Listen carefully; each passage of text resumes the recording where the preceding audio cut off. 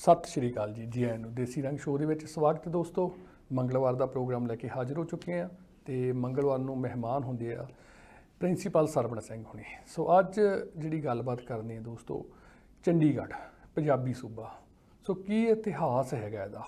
ਸੋ principal Sarwan Singh ਹੁਣਾਂ ਨਾਲ ਮੇਰੀ ਗੱਲ ਹੋ ਰਹੀ ਸੀ ਔਰ ਫਿਰ ਕਹਿੰਦੇ ਉਹ ਚੀਜ਼ਾਂ ਆਪਾਂ ਸਾਂਝੀਆਂ ਕਰਾਂਗੇ ਜਦੋਂ ਚੰਡੀਗੜ੍ਹ ਦੇ ਮਤਲਬ ਮੂਹਰਲੇ ਜਦੋਂ ਸ਼ੁਰੂ ਦੇ ਵਿੱਚ ਕਿਹੜਾ ਇਤਿਹਾਸ ਹੁੰਦਾ ਨਾ, ਕਿਹੜੀਆਂ ਗੱਲਾਂ ਹੋਈਆਂ ਸੀ, ਕੀ ਕੁਛ ਹੋਇਆ ਸੀ। ਬਹੁਤ ਸਾਰੇ ਲੋਕ ਅਸੀਂ ਕਈ ਵਾਰ ਨਾ ਪ੍ਰੋਗਰਾਮ ਕਰਨ ਲੱਗ ਜਾਂਦੇ ਹਾਂ, ਗੱਲਾਂ ਕਰਨ ਲੱਗ ਜਾਂਦੇ ਹਾਂ, ਮੇਰੇ ਵਰਗੇ ਇੱਥੇ ਬੈਠ ਕੇ ਟੀਵੀ ਸ਼ੋਅ 'ਤੇ ਵੱਡੀਆਂ ਵੱਡੀਆਂ ਗੱਲਾਂ ਕਰਦੇ ਆ, ਪਰ ਸ਼ੁਰੂ ਕਿਵੇਂ ਹੋਇਆ, ਕੀ ਇਤਿਹਾਸ ਆ, ਕਿਸ ਤਰ੍ਹਾਂ ਇਹ ਸਭ ਕੁਛ ਹੁੰਦਾ ਹੈ, ਕਿਹੜਾ ਹਿੱਸਾ ਪੰਜਾਬ ਦਾ, ਕਿਹੜਾ ਹਰਿਆਣੇ ਦਾ ਹੈ ਨਾ, ਉਹ ਸਾਰੀਆਂ ਗੱਲਾਂ ਬਾਤਾਂ ਅੱਜ ਦੇ ਪ੍ਰੋਗਰਾਮ ਵਿੱਚ ਕਰਾਂਗੇ ਆਪਾਂ। ਅਤੇ ਦੂਸਰੇ ਭਾਗ ਦੇ ਵਿੱਚ ਵੀ ਆਪਾਂ ਪੰਜਾਬ ਦੇ ਵਿੱਚ ਹੀ ਰਵਾਂਗੇ, ਪੰਜਾਬ ਦੀ ਗੱਲਬਾਤ ਕਰ ਲਾਂਗੇ, ਨਵਜੋਤ ਸਿੱਧੂ ਦੀ ਗੱਲਬਾਤ ਕਰ ਲਾਂਗੇ। ਕਾਫੀ ਐਕਟਿਵ ਹੋਏ ਆ ਅਤੇ ਕਾਫੀ ਜਿਹੜੇ ਲੱਗੇ ਹੋਏ ਆ ਧਰਨੇ, ਲੋਕਾਂ ਨੂੰ ਮਿਲ ਰਹੇ ਆ, ਲੋਕਾਂ ਦੀਆਂ ਸਮੱਸਿਆਵਾਂ ਸੁਣ ਰਹੇ ਆ। ਸੋ ਉਹ ਵੀ ਗੱਲਾਂ ਬਾਤਾਂ ਕਰ ਲਾਂਗੇ, ਪੰਜਾਬ ਸਰਕਾਰ ਦੀ ਗੱਲਬਾਤ ਕਰ ਲਾਂਗੇ। ਅਤੇ ਸਭ ਤੋਂ ਪਹਿਲਾਂ ਜੀ ਆਇਆਂ ਨੂੰ ਆਖਦੇ ਹਾਂ ਪ੍ਰਿੰਸੀਪਲ ਸਾਹਿਬ, ਜੀ ਆਇਆਂ ਨੂੰ। ਸਤਿ ਸ਼੍ਰੀ ਅਕਾਲ ਜੀ।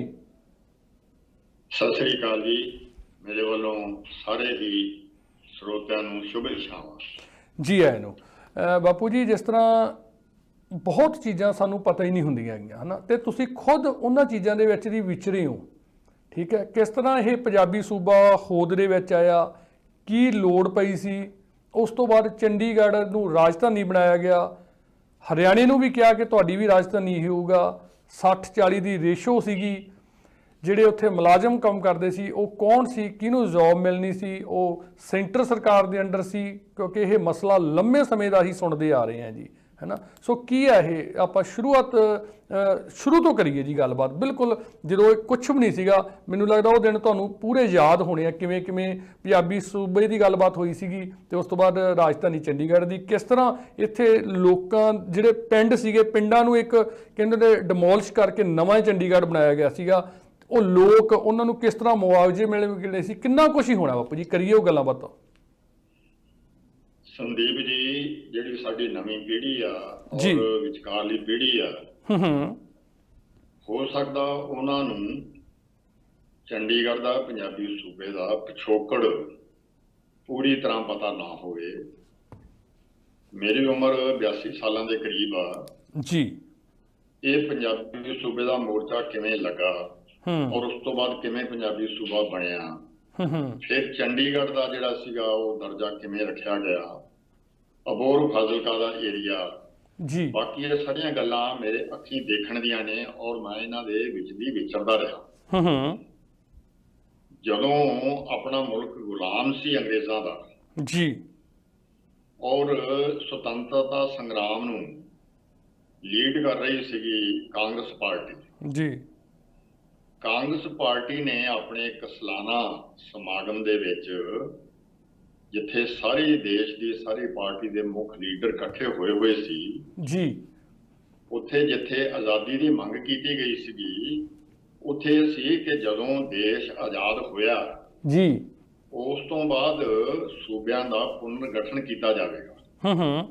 ਕਿਉਂਕਿ ਉਸ ਤੋਂ ਪਹਿਲਾਂ ਤਾਂ ਇਹ ਸੀ ਕਿ ਰਿਆਸਤਾਂ ਸੀਗੀਆਂ, ਪਹਿਲਾਂ ਮੁਗਲਾਂ ਦਾ ਰਾਜ, ਹੋਰ ਮੁਸਲਮਾਨ ਹਾਕਮਾਂ ਦਾ ਰਾਜ, ਫਿਰ ਮਹਾਰਾਜਾ ਰਣਜੀਤ ਸਿੰਘ ਦਾ ਰਾਜ, ਅੰਗਰੇਜ਼ਾਂ ਦਾ ਰਾਜ ਜੀ, ਤੋਂ ਕਈ ਤਰ੍ਹਾਂ ਦੇ ਰਾਜ ਸੀਗੇ।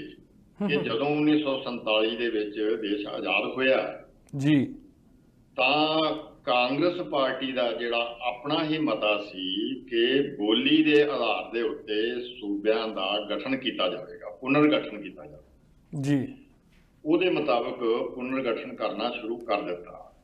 ਬਾਕੀ ਸਾਰੇ ਸੂਬਿਆਂ ਦਾ ਪੁਨਰ ਗਠਨ ਹੋ ਗਿਆ ਜੀ।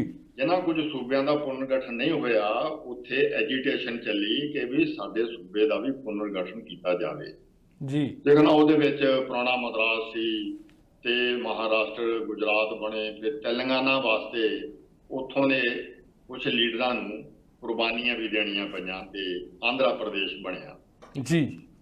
ਹੁਣ ਆ ਗਿਆ ਪੰਜਾਬ। ਪੰਜਾਬ ਦੀ ਭਾਸ਼ਾ ਜਿਹੜੀ ਹੈਗੀ ਆ ਉਹ ਪੰਜਾਬੀ ਆ। ਪੰਜਾਬੀ ਏਡੀ ਬਹੁ ਗਿਣਤੀ ਲੋਕਾਂ ਦੀ ਭਾਸ਼ਾ ਹੈਗੀ ਆ ਕਿ ਦੁਨੀਆ ਦੇ ਵਿੱਚ ਜੀ ਜਿਹੜੀਆਂ ਬੋਲੀਆਂ ਸਭ ਤੋਂ ਬਹੁਤੀ ਗਿਣਤੀ ਵਿੱਚ ਬੋਲੀਆਂ ਜਾਂਦੀਆਂ ਉਹਨਾਂ ਦੇ ਵਿੱਚ ਪੰਜਾਬੀ ਹੁੰਦੀ ਆ। ਹੁਣ ਤੱਕ ਵੀ ਕਿਹਾ ਜਾਂਦਾ ਕਿ ਪੰਜਾਬੀ ਇੰਨੇ ਲੋਕਾਂ ਦੀ ਬੋਲੀ ਆ ਕਿ ਸਭ ਤੋਂ ਬਹੁਤੀਆਂ ਬੋਲੀਆਂ ਦੇ ਵਿੱਚ ਬੋਲਣ ਵਾਲਿਆਂ 'ਚ ਇਹਦਾ 13ਵਾਂ ਸਥਾਨ ਆ ਜੀ। ਤੋਂ ਕਿਹਾ ਜਾਂਦਾ ਹੈ ਕਿ ਦੁਨੀਆ ਦੇ ਤਕਰੀਬਨ 15-16 ਕਰੋੜ ਲੋਕ ਪੰਜਾਬੀ ਭਾਸ਼ਾ ਬੋਲਦੇ ਆ ਜੀ। ਜਦੋਂ ਮਹਾਰਾਜਾ ਰਣਜੀਤ ਸਿੰਘ ਦਾ ਰਾਜ ਸੀ, ਜਮਨਾ ਤੋਂ ਜਮਰੌਦ ਤੱਕ ਜੀ ਇਹ ਸਾਰਾ ਖਿੱਤਾ ਭਾਸ਼ਾ ਤਾਂ ਪੰਜਾਬੀ ਬੋਲਦਾ ਸੀਗਾ, ਜੀ ਪਰ ਉਦੋਂ ਦੀ ਸਰਕਾਰੀ ਭਾਸ਼ਾ ਫਾਰਸੀ ਸੀਗੀ ਮਹਾਰਾਜਾ ਰਣਜੀਤ ਸਿੰਘ ਵੇਲੇ। ਜੀ। ਉਸ ਏਡੇ ਵੱਡੇ ਇਲਾਕੇ ਦੇ ਵਿੱਚ ਬਹੁਤ ਸਾਰੇ ਲੋਕਾਂ ਨੂੰ ਪਤਾ ਨਹੀਂ ਹੈਗਾ ਕਿ ਉਹ ਬਿਨਾਂ ਪਤੇ ਤੇ ਬਹੁਤ ਸਾਰੀਆਂ ਗੱਲਾਂ ਕਰੀ ਜਾਂਦੇ ਰਹਿੰਦੇ ਆ ਕਿ ਮਹਾਰਾਜਾ ਰਣਜੀਤ ਸਿੰਘ ਦਾ ਰਾਜ ਜਿਹੜਾ ਸੀਗਾ ਜੀ ਉਹ ਉਹਨਾਂ ਦਿਨਾਂ ਦੇ ਵਿੱਚ ਰਾਜਿਆਂ ਦੇ ਰਾਜ ਹੁੰਦੇ ਸੀ, ਡੈਮੋਕ੍ਰੇਸੀ ਨਹੀਂ ਸੀ। ਉਹ ਜਿਹੜਾ ਰਾਜ ਸੀ ਉਸ ਨੂੰ ਬਹੁਤ ਚੰਗਾ ਰਾਜ ਗਿਣਿਆ ਗਿਆ। ਹੁਣ ਵੀ ਕਿਹਾ ਜਾਂਦਾ ਹੈ ਕਿ ਜਿਸ ਵੇਲੇ ਮਹਾਰਾਜਾ ਰਣਜੀਤ ਸਿੰਘ ਦਾ ਰਾਜ ਸੀ, ਸਾਰੀ ਦੁਨੀਆ ਦੇ ਜਿਹੜੇ ਰਾਜਿਆਂ ਦੇ ਰਾਜ ਸੀ ਜੀ ਉਹਨਾਂ ਦੇ ਵਿੱਚੋਂ ਸਭ ਤੋਂ ਚੰਗਾ ਰਾਜ ਮਹਾਰਾਜਾ ਰਣਜੀਤ ਸਿੰਘ ਦਾ ਗਿਣਿਆ ਗਿਆ। ਮਹਾਰਾਜਾ ਰਣਜੀਤ ਸਿੰਘ ਦੇ ਰਾਜ ਦੇ ਵਿੱਚ ਜਿਹੜੇ ਮੁਸਲਮਾਨ ਸੀਗੇ ਉਹ ਬਹੁ ਗਿਣਤੀ ਦੇ ਵਿੱਚ ਲੋਕ ਰਹਿੰਦੇ ਸੀਗੇ ਜੀ। ਇਸ ਗੱਲ ਦਾ ਕਈਆਂ ਨੂੰ ਸ਼ਾਇਦ ਨਾ ਪਤਾ ਹੋਵੇ, ਨਵੀਂ ਪੀੜ੍ਹੀ ਨੂੰ ਨਾ ਪਤਾ ਹੋਵੇ ਕਿ ਜਮਨਾ ਤੋਂ ਜਮਰੌਦ ਤੱਕ ਦਾ ਜਿਹੜਾ ਖਿੱਤਾ ਸੀ ਬਹੁਤ ਵੱਡਾ ਖਿੱਤਾ ਸੀ ਇਹ। ਔਰ ਇਸ ਖਿੱਤੇ ਦੇ ਵਿੱਚ ਜੇ ਸਿਰ ਗਿਣਨੇ ਹੁਣ ਮਜ਼ਹਬ ਦੇ ਆਧਾਰ ਤੇ ਤਾਂ ਫਿਰ ਮੁਸਲਮਾਨ ਸਭ ਤੋਂ ਜ਼ਿਆਦਾ ਸੀ ਜੀ। ਦੂਜੇ ਨੰਬਰ ਤੇ ਹਿੰਦੂ ਸੀਗੇ, ਤੀਜੇ ਨੰਬਰ ਤੇ ਸਿੱਖ ਸੀਗੇ। ਸਿੱਖ ਤਾਂ 13% ਸੀ ਸਾਰੇ ਮਹਾਰਾਜਾ ਰਣਜੀਤ ਸਿੰਘ ਦੇ ਰਾਜ ਦੇ ਵਿੱਚ ਜੀ। ਯਾਰ ਸਿੱਖਾਂ ਦਾ ਰਾਜ ਜਾਂਦਾ ਮਹਾਰਾਜਾ ਰਣਜੀਤ ਸਿੰਘ ਕਰਕੇ, ਤੇ ਉਦੋਂ ਤਾਂ ਇਹ ਸੱਤਵਾਂ ਹਿੱਸਾ ਵੀ ਨਹੀਂ ਸੀਗੇ ਸਿੱਖ ਸਾਰੇ ਰਾਜ ਦੇ ਵਿੱਚ। ਔਰ ਜਿਸ ਵੇਲੇ 1947 ਦੇ ਵਿੱਚ ਦੇਸ਼ ਦੀ ਵੰਡ ਹੋਈ ਆ ਤਾਂ ਜਿਹੜਾ ਪੰਜਾਬ ਚੜ੍ਹਦੇ ਪਾਸੇ ਆਇਆ ਜੀ ਤਾਂ ਉਹਦੇ ਵਿੱਚ ਵੀ ਕਿਸੇ ਜ਼ਿਲ੍ਹੇ ਦੇ ਵਿੱਚ ਸਵਾਏ ਇੱਕ ਦੋ ਤਹਿਸੀਲਾਂ ਦੇ ਸਿੱਖਾਂ ਦੀ ਕਿਤੇ ਬਹੁ ਗਿਣਤੀ ਨਹੀਂ ਸੀਗੀ। ਪਰ ਜਦੋਂ ਕਾਂਗਰਸ ਦੇ ਮਤੇ ਅਨੁਸਾਰ ਬੋਲੀ ਦੇ ਆਧਾਰ ਦੇ ਉੱਤੇ ਪੁਨਰਗਠਨ ਕਰਨੇ ਸੀਗੇ ਸੂਬੇ ਜੀ, ਤਾਂ ਕੁਦਰਤੀ ਗੱਲ ਹੈ ਕਿ ਪੰਜਾਬੀ ਬੋਲੀ ਦੇ ਆਧਾਰ ਦੇ ਉੱਤੇ ਵੀ ਸੂਬੇ ਦਾ ਪੁਨਰਗਠਨ ਹੋਣਾ ਸੀ ਜੀ। ਉਦੋਂ ਜਿਹੜਾ ਪੰਜਾਬ ਸੀ ਉਹ ਅੰਮ੍ਰਿਤਸਰ ਔਰ ਇਧਰਲੇ ਪਾਸੇ ਸਮਝ ਲਓ ਤੁਸੀਂ ਫਿਰੋਜ਼ਪੁਰ, ਫਾਜ਼ਿਲਕਾ, ਪਠਾਨਕੋਟ ਤੱਕ, ਇੱਥੋਂ ਲੈ ਕੇ ਉਧਰ ਗੁੜਗਾਵਾਂ ਤੱਕ, ਫਰੀਦਾਬਾਦ ਤੱਕ, ਬਹਾਦਰਗੜ੍ਹ ਤੱਕ, ਰੋਹਤਕ ਤੱਕ ਔਰ ਇਧਰ ਯਮੁਨਾ ਨਗਰ ਤੱਕ ਇਹ ਸਾਰਾ ਇੱਕ ਪ੍ਰਾਂਤ ਸੀ, ਪੰਜਾਬ ਪ੍ਰਾਂਤ। ਔਰ ਇਹਦੇ ਵਿੱਚ ਕੁਝ ਇਲਾਕੇ ਐਸੇ ਸੀਗੇ ਜਿਹੜੇ ਬਾਗੜੀ ਬੋਲਦੇ ਸੀਗੇ ਜੀ। ਕੁਝ ਇਲਾਕੇ ਐਸੇ ਸੀ ਜਿਹੜੇ ਹਿੰਦੀ ਨੁਮਾ ਹਿੰਦੀ ਬੋਲਦੇ ਸੀਗੇ। ਕੁਝ ਇਲਾਕੇ ਐਸੇ ਸੀਗੇ ਜਿਹੜੇ ਕਿ ਨਰੋਲ ਪੰਜਾਬੀ ਬੋਲਦੇ ਸੀ। ਹੁਣ ਪੰਜਾਬੀ ਬੋਲੀ ਆ ਨਾ ਜਿਹੜੀਆਂ ਦੀਆਂ ਕਈ ਉਪਭਾਸ਼ਾਵਾਂ ਨੇ ਜੀ। ਸਾਰੇ ਤਾਂ ਹੁਣ ਵੀ ਨਹੀਂ ਇੱਕ ਤਰ੍ਹਾਂ ਬੋਲਦੇ। ਮਾਝੇ ਵਾਲਿਆਂ ਦਾ ਉਚਾਰਨ ਦਾ ਤਾਂ ਵੱਖਰਾ, ਦੁਆਬੇ ਵਾਲਿਆਂ ਦਾ ਵੱਖਰਾ, ਪੁਆਧ ਵਾਲਿਆਂ ਦਾ ਵੱਖਰਾ, ਨਾ ਮਾਲਵੇ ਵਾਲਿਆਂ ਦਾ ਵੱਖਰਾ। ਤੋ ਇਸ ਕਰਕੇ ਪੰਜਾਬੀ ਬੋਲੀ ਦੀਆਂ ਉਪਭਾਸ਼ਾਵਾਂ ਗਿਣੀਆਂ ਜਾਂਦੀਆਂ ਨੇ। ਉਹ ਜਿਹੜੀਆਂ ਉਪਭਾਸ਼ਾਵਾਂ ਗਿਣੀਆਂ ਜਾਂਦੀਆਂ ਨੇ ਉਹਦੇ ਵਿੱਚ ਡੋਗਰੀ ਵੀ ਹੈ ਜਿਹੜੀ ਕਿ ਜੰਮੂ ਕਸ਼ਮੀਰ ਦੇ ਵਿੱਚ ਬੋਲੀ ਜਾਂਦੀ ਹੈ ਜੀ। ਉਹਦੇ ਵਿੱਚ ਬਾਗੜੀ ਵੀ ਉਪਭਾਸ਼ਾ ਜਿਹੜੀ ਕਿ ਅਬੋਹਰ, ਗੰਗਾ ਨਗਰ ਔਰ ਹਿਸਾਰ, ਫਤਿਹਗੜ੍ਹ ਇਧਰਲੇ ਪਾਸੇ ਜਿਹੜਾ ਹੈਗਾ ਇਲਾਕਾ ਪੱਛਮੀ ਜਿਹੜਾ ਹਰਿਆਣਾ ਹੈਗਾ ਜੀ, ਉੱਥੇ ਬਾਗੜੀ ਬੋਲੀ ਜਾਂਦੀ ਹੈ। ਔਰ ਉਹ ਬਾਗੜੀ ਪੰਜਾਬੀ ਦੀ ਉਪਭਾਸ਼ਾ ਹੈਗੀ ਹੈ ਜੀ। ਉਹਦਾ ਬਹੁਤਾ ਕੁਝ ਪੰਜਾਬੀ ਦੇ ਨਾਲ ਮਿਲਦਾ ਜੁਲਦਾ। ਹੁਣ ਮੈਂ ਇੱਥੇ ਤਾਂ ਤੁਹਾਨੂੰ ਦੱਸਣ ਲੱਗਿਆ ਕਿ ਮੇਰੀ ਆਪਣੀ ਜਿਹੜੀ ਪੜ੍ਹਾਈ ਆ 8 ਸਾਲਾਂ ਦੀ ਪੜ੍ਹਾਈ ਫਾਜ਼ਿਲਕਾ ਦੇ ਵਿੱਚ ਹੋਈ ਹੈ ਜੀ। ਫਾਜ਼ਿਲਕਾ ਅਬੋਹਰ ਦੇ ਇਲਾਕੇ ਨੂੰ ਮੈਂ ਬਹੁਤ ਚੰਗੀ ਤਰ੍ਹਾਂ ਜਾਣਦਾ। ਤੋਂ ਜਿਸ ਵੇਲੇ 1966 ਦੇ ਵਿੱਚ ਜੀ ਇਹਦਾ ਪੁਨਰਗਠਨ ਹੁੰਦਾ ਉਸ ਤੋਂ ਪਹਿਲਾਂ ਜਿਹੜਾ ਸਮਾਂ ਸੀ ਜੀ, ਉਸ ਸਮੇਂ ਦੇ ਵਿੱਚ ਮੈਂ ਵਿਦਿਆਰਥੀ ਰਿਹਾ ਔਰ 1956 ਦੇ ਵਿੱਚ ਮੈਂ ਕਾਲਜ ਦੇ ਵਿੱਚ ਪੜ੍ਹਨ ਲੱਗਾ ਫਾਜ਼ਿਲਕਾ ਦੇ ਵਿੱਚ ਜੀ। 1956 ਚ ਹਾਲਾਤ ਪੰਜਾਬ ਦੇ ਇਹ ਸੀ। ਹੁਣ ਮੈਂ ਜੜ ਦੱਸਦਾ ਜੜ ਕਿੱਥੇ ਪਈ ਹੈ ਜੀ ਜੀ। ਕਿ ਪੰਜਾਬੀ ਸੂਬੇ ਦੀ ਜਿਹੜੀ ਰਚਨਾ ਸਹੀ ਨਾ ਹੋਣ ਦੀ ਜੜ ਕਿੱਥੇ ਪਈ ਹੈ ਕਿ ਪੰਜਾਬ ਦੇ ਹੀ ਬਹੁਤ ਸਾਰੇ ਲੋਕ ਜੀ, ਮਾਫ ਕਰਨਾ ਮੈਂ ਸਪਸ਼ਟ ਕਹਿ ਦਿੰਦਾ ਕਿ ਜਿਹਨਾਂ ਨੂੰ ਮਹਾਸ਼ੇ ਕਿਹਾ ਜਾਂਦਾ ਸੀ, ਜਿਨ੍ਹਾਂ ਨੂੰ ਆਰੀਆ ਸਮਾਜੀ ਕਿਹਾ ਜਾਂਦਾ ਸੀ, ਜਿਹੜੇ ਹਿੰਦੂ ਤਬਕੇ ਦੇ ਵਿੱਚੋਂ ਸੀ, ਉਹਨਾਂ ਨੇ ਆਪਣੀ ਬੋਲੀ, ਜਦ ਕਿ ਉਹਨਾਂ ਦੀ ਮਾਤ ਭਾਸ਼ਾ ਪੰਜਾਬੀ ਸੀ, ਉਹਨਾਂ ਨੇ ਆਪਣੀ ਮਾਤ ਭਾਸ਼ਾ ਹਿੰਦੀ ਕਹਿਣੀ ਸ਼ੁਰੂ ਕਰ ਦਿੱਤੀ ਜੀ। ਔਰ ਬਹੁਤ ਸਾਰੇ ਹਿੰਦੂਆਂ ਨੂੰ ਵਰਗਲਾ ਲਿਆ ਗਿਆ ਕਿ ਤੁਸੀਂ ਆਪਣੀ ਮਾਤ ਭਾਸ਼ਾ ਹਿੰਦੀ ਲਿਖੋ, ਹਿੰਦੀ ਕਹੋ, ਭਾਵੇਂ ਕਿ ਉਹਨਾਂ ਨੂੰ ਹਿੰਦੀ ਬੋਲਣੀ ਵੀ ਨਹੀਂ ਸੀ ਆਉਂਦੀ ਤੇ ਉਹ ਕਹਿੰਦੇ ਸੀ ਕਿ ਹਿੰਦੀ ਲਿਖੋ। ਜੀ।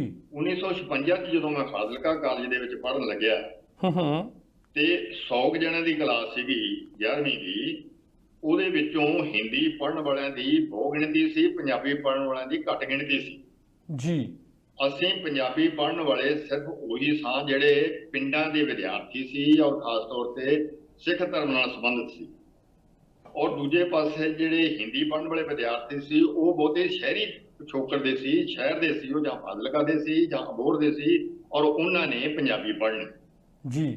ਤੋਂ ਇਹਦਾ ਜਿਹੜਾ ਬੀਜ ਹੈ ਨਾ, ਇਹ ਜਿਹੜਾ ਇਹ ਤਫਰਕੇ ਦਾ, ਜਿਹੜਾ ਇਹ ਫਿਰਕਾ ਪ੍ਰਸਤੀ ਦਾ, ਇਹਦਾ ਜਿਹੜਾ ਬੀਜ ਹੈ ਨਾ, ਇਹ ਬੀਜਿਆ ਗਿਆ ਸੀ ਉਸ ਵੇਲੇ ਦੀ ਜਨ ਸੰਘ ਨੇ ਜੀ, ਜਿਨ੍ਹਾਂ ਨੇ ਪੰਜਾਬੀਆਂ ਨੂੰ ਕਿਹਾ ਸੀ ਕਿ ਤੁਸੀਂ ਆਪਣੀ ਮਾਂ ਬੋਲੀ ਪੰਜਾਬੀ ਦੀ ਥਾਂ ਤੇ ਹਿੰਦੀ ਲਿਖੋ, ਹਿੰਦੀ ਲਿਖਵਾਓ। ਔਰ ਉਹਦੇ ਮੁਤਾਬਕ ਉਹ ਫਿਰ ਜਦੋਂ ਇਹ ਹੋ ਗਿਆ ਕਿ ਇਹਦੇ ਨਾਲ ਤਾਂ ਇਹ ਹੋਏਗਾ ਕਿ ਵੀ ਪੰਜਾਬੀ ਸੂਬਾ ਤਾਂ ਕਦੇ ਬਣਨਾ ਹੀ ਨਹੀਂ, ਪੰਜਾਬੀ ਦੇ ਆਧਾਰ ਤੇ ਤਾਂ ਸੂਬਾ ਹੀ ਨਹੀਂ ਬਣਨਾ ਫਿਰ, ਤਾਂ ਉਸ ਵੇਲੇ ਦੇ ਅਕਾਲੀਆਂ ਨੇ ਮੰਗ ਉਠਾਈ ਕਿ ਬਈ ਪੰਜਾਬੀ ਬੋਲੀ ਦੇ ਆਧਾਰ ਦੇ ਉੱਤੇ ਇੱਕ ਸੂਬਾ ਬਣਾਇਆ ਜਾਣਾ ਚਾਹੀਦਾ, ਜਿਵੇਂ ਕਿ ਬਾਕੀ ਬੋਲੀਆਂ ਦੇ ਆਧਾਰ ਤੇ ਸੂਬਾ ਬਣੇ ਜੀ। ਤਾਂ ਉਹਦੇ ਨਾਲ ਉਹ ਜਿਸ ਵੇਲੇ ਜਵਾਹਰ ਲਾਲ ਨਹਿਰੂ ਪ੍ਰਧਾਨ ਮੰਤਰੀ ਸੀ ਜੀ, ਜੇ ਤਾਂ ਉਹ ਪ੍ਰਧਾਨ ਮੰਤਰੀ ਬਿਲਕੁਲ ਸਹੀ ਸਟੈਪ ਚੱਕਦੇ ਤਾਂ ਉਹ ਕਹਿੰਦੇ ਬਿਲਕੁਲ ਠੀਕ ਹੈ ਜੀ, ਇਹ ਪੰਜਾਬੀ ਬੋਲੀ ਦੇ ਆਧਾਰ ਦੇ ਉੱਤੇ ਅਸੀਂ ਜਿਹੜੇ ਭਾਸ਼ਾ ਵਿਗਿਆਨੀ ਨੇ ਉਹਨਾਂ ਤੋਂ ਸਰਵੇ ਕਰਵਾ ਕੇ ਪੰਜਾਬੀ ਬੋਲੀ ਦੇ ਆਧਾਰ ਤੇ ਪੰਜਾਬੀ ਸੂਬਾ ਬਣਾ ਦਿੰਦੇ ਜੀ। ਹੋਇਆ ਇਹ ਕਿ ਉਸ ਮੰਗ ਨੂੰ ਲਟਕਾਇਆ ਗਿਆ, ਉਹਦੇ ਲਈ ਮੋਰਚੇ ਲਵਾਏ ਗਏ। ਪਰ ਪ੍ਰਤਾਪ ਸਿੰਘ ਕੈਰੋਂ, ਸਰਦਾਰ ਪ੍ਰਤਾਪ ਸਿੰਘ ਕੈਰੋਂ ਜਿਹੜੇ ਮੁੱਖ ਮੰਤਰੀ ਸੀ, ਉਸ ਤੋਂ ਪਹਿਲਾਂ ਗੋਪੀ ਚੰਦ ਭਾਰਗਵ, ਭੀਮ ਸੈਨ ਸੱਚਰ ਨੇ ਇਹਨਾਂ ਕੁ ਕਰਤਾ ਕਿ ਉਹਨਾਂ ਨੇ ਇੱਕ ਫਾਰਮੂਲਾ, ਸੱਚਰ ਫਾਰਮੂਲਾ ਦੇ ਨਾਂ ਤੇ, ਕਿ ਜਿਹੜਾ ਪੰਜਾਬ ਆ ਇਹ ਦੋ ਭਾਸ਼ੀ ਸੂਬਾ, ਇਹਦਾ ਇੱਕ ਹਿੱਸਾ ਦਿੱਲੀ ਵੱਲ ਦਾ ਉਹ ਹਿੰਦੀ ਬੋਲਦਾ, ਉਹ ਜਿਹੜਾ ਇਧਰਲਾ ਪਾਸਾ ਹੈਗਾ ਦੂਜਾ ਉਹ ਪੰਜਾਬੀ ਬੋਲਦਾ, ਦੋ ਭਾਸ਼ੀ। ਪੜ੍ਹਾਈ ਜਿਹੜੀ ਸੀਗੀ ਨਾ ਦੋ ਭਾਸ਼ੀ ਦੇ ਹਿਸਾਬ ਦੇ ਨਾਲ ਹੁੰਦੀ ਸੀ ਕਿ ਉਧਰਲੇ ਪਾਸੇ ਹਿੰਦੀ ਤੇ ਪੰਜਾਬੀ ਪੜ੍ਹਦੇ ਦੋਨੇ ਸੀ, ਉਹ ਪਹਿਲੀ ਹਿੰਦੀ ਜ਼ੁਬਾਨ ਹੁੰਦੀ ਸੀ, ਦੂਜੀ ਪੰਜਾਬੀ, ਇਧਰਲੇ ਪਾਸੇ ਪਹਿਲੀ ਪੰਜਾਬੀ ਦੂਜੀ ਹਿੰਦੀ ਜੀ। ਉਹ ਕਿਉਂਕਿ ਮੈਂ ਉਹਨਾਂ ਦਿਨਾਂ ਦੇ ਵਿੱਚ ਪੜ੍ਹਦਾ ਰਿਹਾ, ਫਿਰ 1962 ਦੇ ਵਿੱਚ ਮੈਂ ਦਿੱਲੀ ਯੂਨੀਵਰਸਿਟੀ ਦੇ ਵਿੱਚ ਪੜ੍ਹਨ ਗਿਆ ਔਰ ਇਹ ਬਿੱਲ ਉਦੋਂ ਉਹਨਾਂ ਦਿਨਾਂ 'ਚ ਮੈਂ ਸਿੱਖ ਸਟੂਡੈਂਟ ਫੈਡਰੇਸ਼ਨ ਦਾ ਪ੍ਰਧਾਨ ਵੀ ਸੀ ਦਿੱਲੀ ਦਾ ਜੀ। ਮੇਰੀ ਚਿੱਠੀ ਪੱਤਰ ਵੀ ਹੁੰਦੀ ਸੀ, ਅਸੀਂ ਪੈਂਫਲੇਟ ਵੀ ਲਿਖਦੇ ਹੁੰਦੇ ਸੀਗੇ, ਔਰ ਮੈਨੂੰ ਹੁਣ ਤੱਕ ਯਾਦ ਹੈ ਮੇਰੇ ਕੋਲ ਇੱਕ ਪੈਂਫਲੇਟ ਵੀ ਪਿਆ, ਅਸੀਂ ਇੱਕ ਵਾਰੀ ਮਤਾ ਵੀ ਪਾਸ ਕੀਤਾ ਸੀ, ਵੀ ਵਾਂਟ ਸਿੱਖ ਯੂਨੀਵਰਸਿਟੀ ਜੀ, ਕਿਉਂਕਿ ਗੁਰੂ ਨਾਨਕ ਦੇਵ ਯੂਨੀਵਰਸਿਟੀ ਤਾਂ ਉਦੋਂ ਹੈ ਨਹੀਂ ਸੀਗੀ।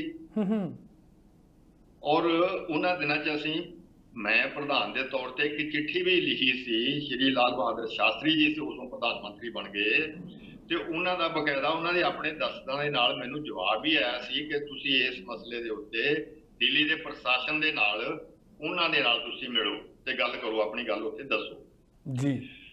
ਔਰ ਉਹਨਾਂ ਦਿਨਾਂ 'ਚ ਸਰਦਾਰ ਕਪੂਰ ਸਿੰਘ ਜਿਹੜੇ ਕਿ ਡਿਪਟੀ ਕਮਿਸ਼ਨਰ ਹੁੰਦੇ ਸੀ ਪਹਿਲਾਂ, IAS ICS ਸੀਗੇ, ਉਹਨਾਂ ਦੇ ਨਾਲ ਮੁਲਾਕਾਤਾਂ ਡਾਕਟਰ ਗੋਪਾਲ ਸਿੰਘ ਦਰਦੀ ਜਿਹੜੇ ਰਾਜ ਸਭਾ ਦੇ ਮੈਂਬਰ ਸੀ ਉਹਨਾਂ ਨਾਲ ਜੀ, ਔਰ ਉਹਨਾਂ ਦੇ ਨਾਲ ਸਰਦਾਰ ਬੂਟਾ ਸਿੰਘ MP ਹੁੰਦੇ ਸੀਗੇ ਉਹਨਾਂ ਦੇ ਨਾਲ, ਔਰ ਸਰਦਾਰ ਹਰਦਿੱਤ ਸਿੰਘ ਮਲਕ ਜੀ ਜਿਹੜੇ ਕਿ ਪਹਿਲੇ ਪਾਇਲਟ ਸੀਗੇ ਔਰ ਪਹਿਲੇ ਐਮਬੈਸਡਰ ਸੀਗੇ ਫਰਾਂਸ ਦੇ ਵਿੱਚ ਇੰਡੀਆ ਦੇ, ਉਹਨਾਂ ਦੇ ਨਾਲ ਵੀ, ਔਰ ਜਥੇਦਾਰ ਸੰਤੋਖ ਸਿੰਘ ਹੋਰ, ਇਹਨਾਂ ਦੇ ਨਾਲ ਮੈਨੂੰ ਮਿਲਣ ਗਿਲਣ ਦੇ ਮੌਕੇ ਮਿਲਦੇ ਰਹੇ, ਇੱਥੋਂ ਤੱਕ ਕਿ ਮਾਸਟਰ ਤਾਰਾ ਸਿੰਘ ਨੂੰ ਵੀ ਔਰ ਸੰਤ ਫਤਿਹ ਸਿੰਘ ਨੂੰ ਵੀ ਜੀ।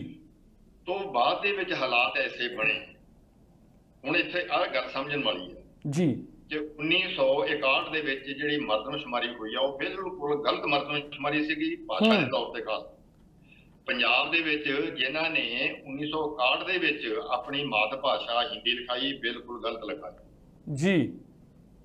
ਸਿਰਫ ਉਹਨਾਂ ਨੇ ਠੀਕ ਲਿਖਾਈ ਆ ਜਿਹੜੀ ਇੱਧਰ ਦਿੱਲੀ ਵਾਲਾ ਪਾਸਾ ਸੀਗਾ, ਔਰ ਜਿਨ੍ਹਾਂ ਨੇ ਜਲੰਧਰ 'ਚ ਰਹਿੰਦਿਆਂ, ਅੰਮ੍ਰਿਤਸਰ 'ਚ ਰਹਿੰਦਿਆਂ, ਲੁਧਿਆਣੇ 'ਚ ਰਹਿੰਦਿਆਂ ਕਿਹਾ ਕਿ ਅਸੀਂ ਸਾਡੀ ਮਾਤ ਭਾਸ਼ਾ ਤੁਸੀਂ ਹਿੰਦੀ ਲਿਖੋ, ਬਿਲਕੁਲ ਗਲਤ ਸੀ।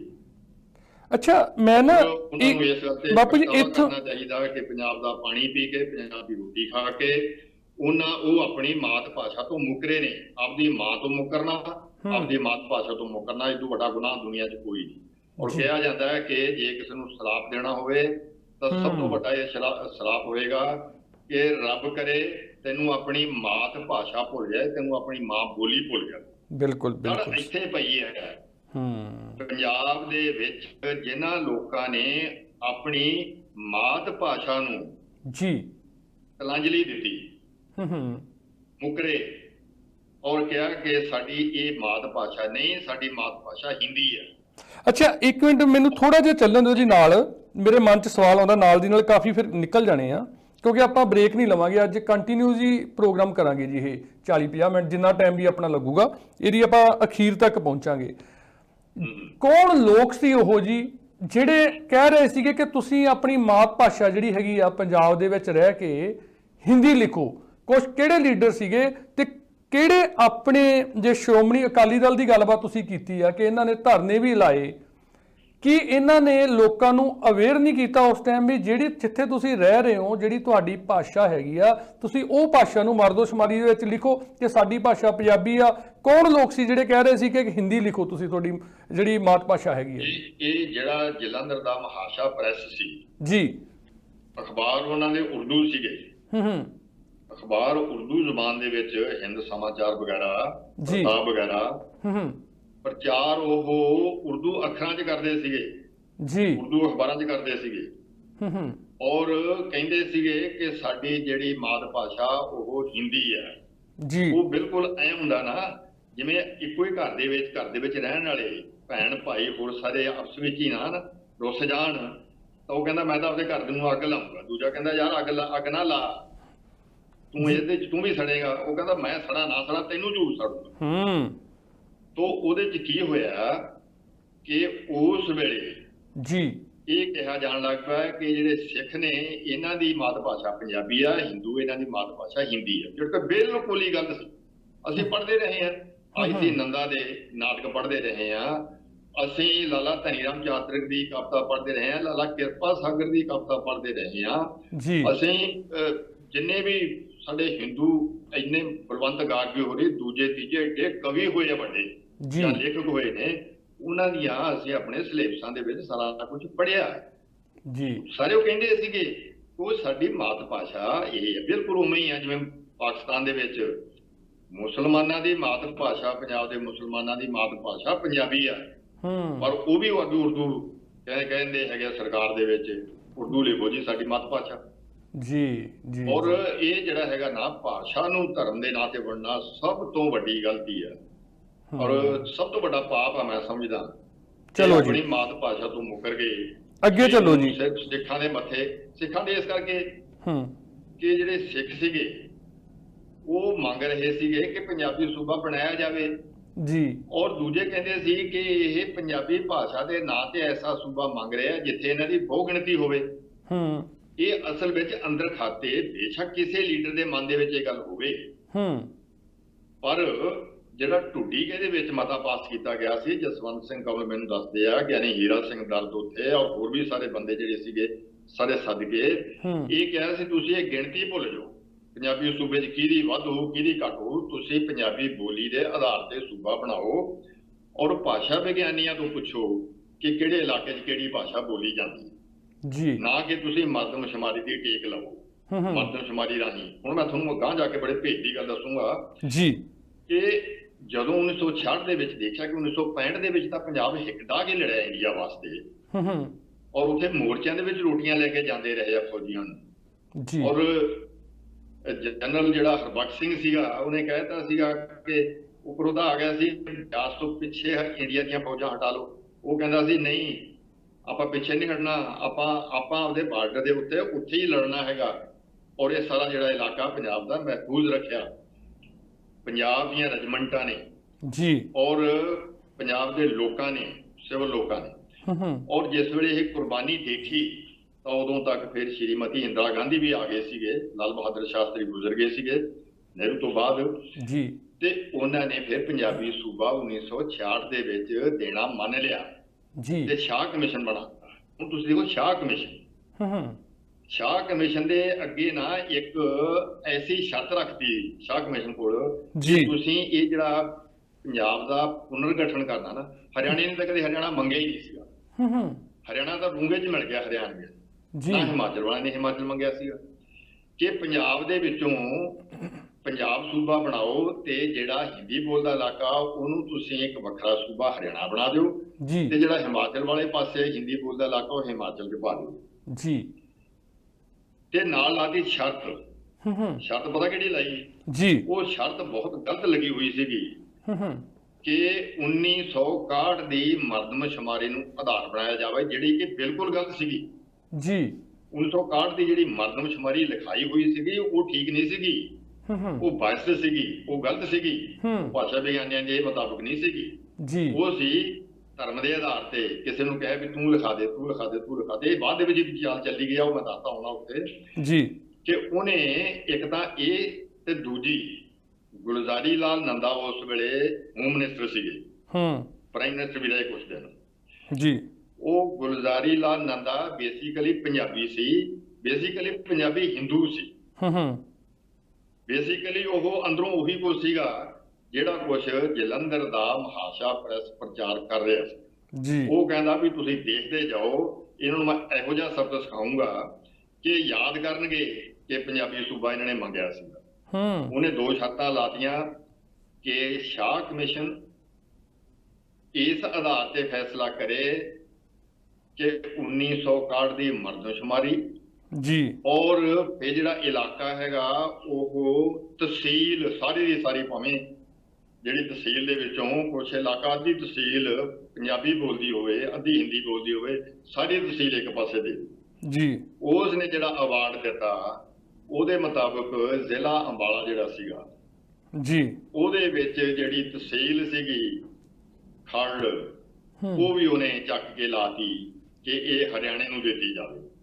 ਜੀ ਔਰ ਉਹਦੇ ਮੁਤਾਬਕ ਜਿਹੜਾ ਅਬੋਹਰ ਫਾਜ਼ਿਲਕਾ ਉਹ ਵੀ, ਕਿਉਂਕਿ ਜਿੱਥੇ ਜਿੱਥੇ ਮਤਲਬ ਹਿੰਦੀ ਜਿਨ੍ਹਾਂ ਨੇ ਵੱਧ ਲਿਖਾਈ ਹੋਈ ਸੀਗੀ ਹੂੰ ਹਿੰਦੂਆਂ ਨੇ, ਉਹ ਇਲਾਕੇ 1961 ਦੇ ਵਿੱਚ ਕਹਿੰਦੇ ਕਿ ਹਰਿਆਣੇ ਨੂੰ ਦਿੱਤੇ ਜਾਣ।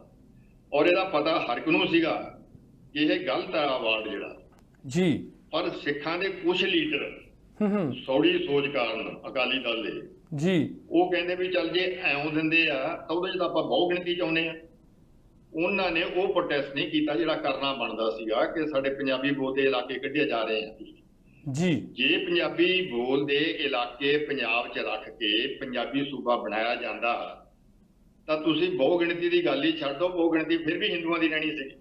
ਜੀ ਹੁਣ ਵੀ ਮੈਂ ਕਹਿੰਦਾ ਕਦੇ ਸੱਚੀ ਮੁੱਚੀ ਦਾ ਪੰਜਾਬੀ ਸੂਬਾ ਬਣਾਇਆ ਜਾਵੇ ਤਾਂ ਉਹਦੇ 'ਚ ਸਿੱਖ ਬਹੁ ਗਿਣਤੀ ਦੀ ਤਾਂ ਹੁਣ ਮਤਲਬ ਹੀ ਨਹੀਂ, ਗੱਲ ਹੀ ਕੁਝ ਨਹੀਂ। ਆ ਬਹੁ ਗਿਣਤੀ ਵਾਲੇ ਕੋਲ 3 ਵੋਟਾਂ ਰਹਿ ਗਈਆਂ ਸਾਰੀਆਂ, ਹੂੰ ਸਾਰਾ ਮਤਲਬ ਪੰਜਾਬ ਦੇ ਵਿੱਚੋਂ 3 MLA ਆਏ ਨਾ, ਜੀ ਜਿਹਨੂੰ ਕਹਿੰਦੇ ਸੀ ਕਿ ਬਹੁ ਗਿਣਤੀ ਹੋਵੇ ਸਿੱਖਾਂ ਦੀ।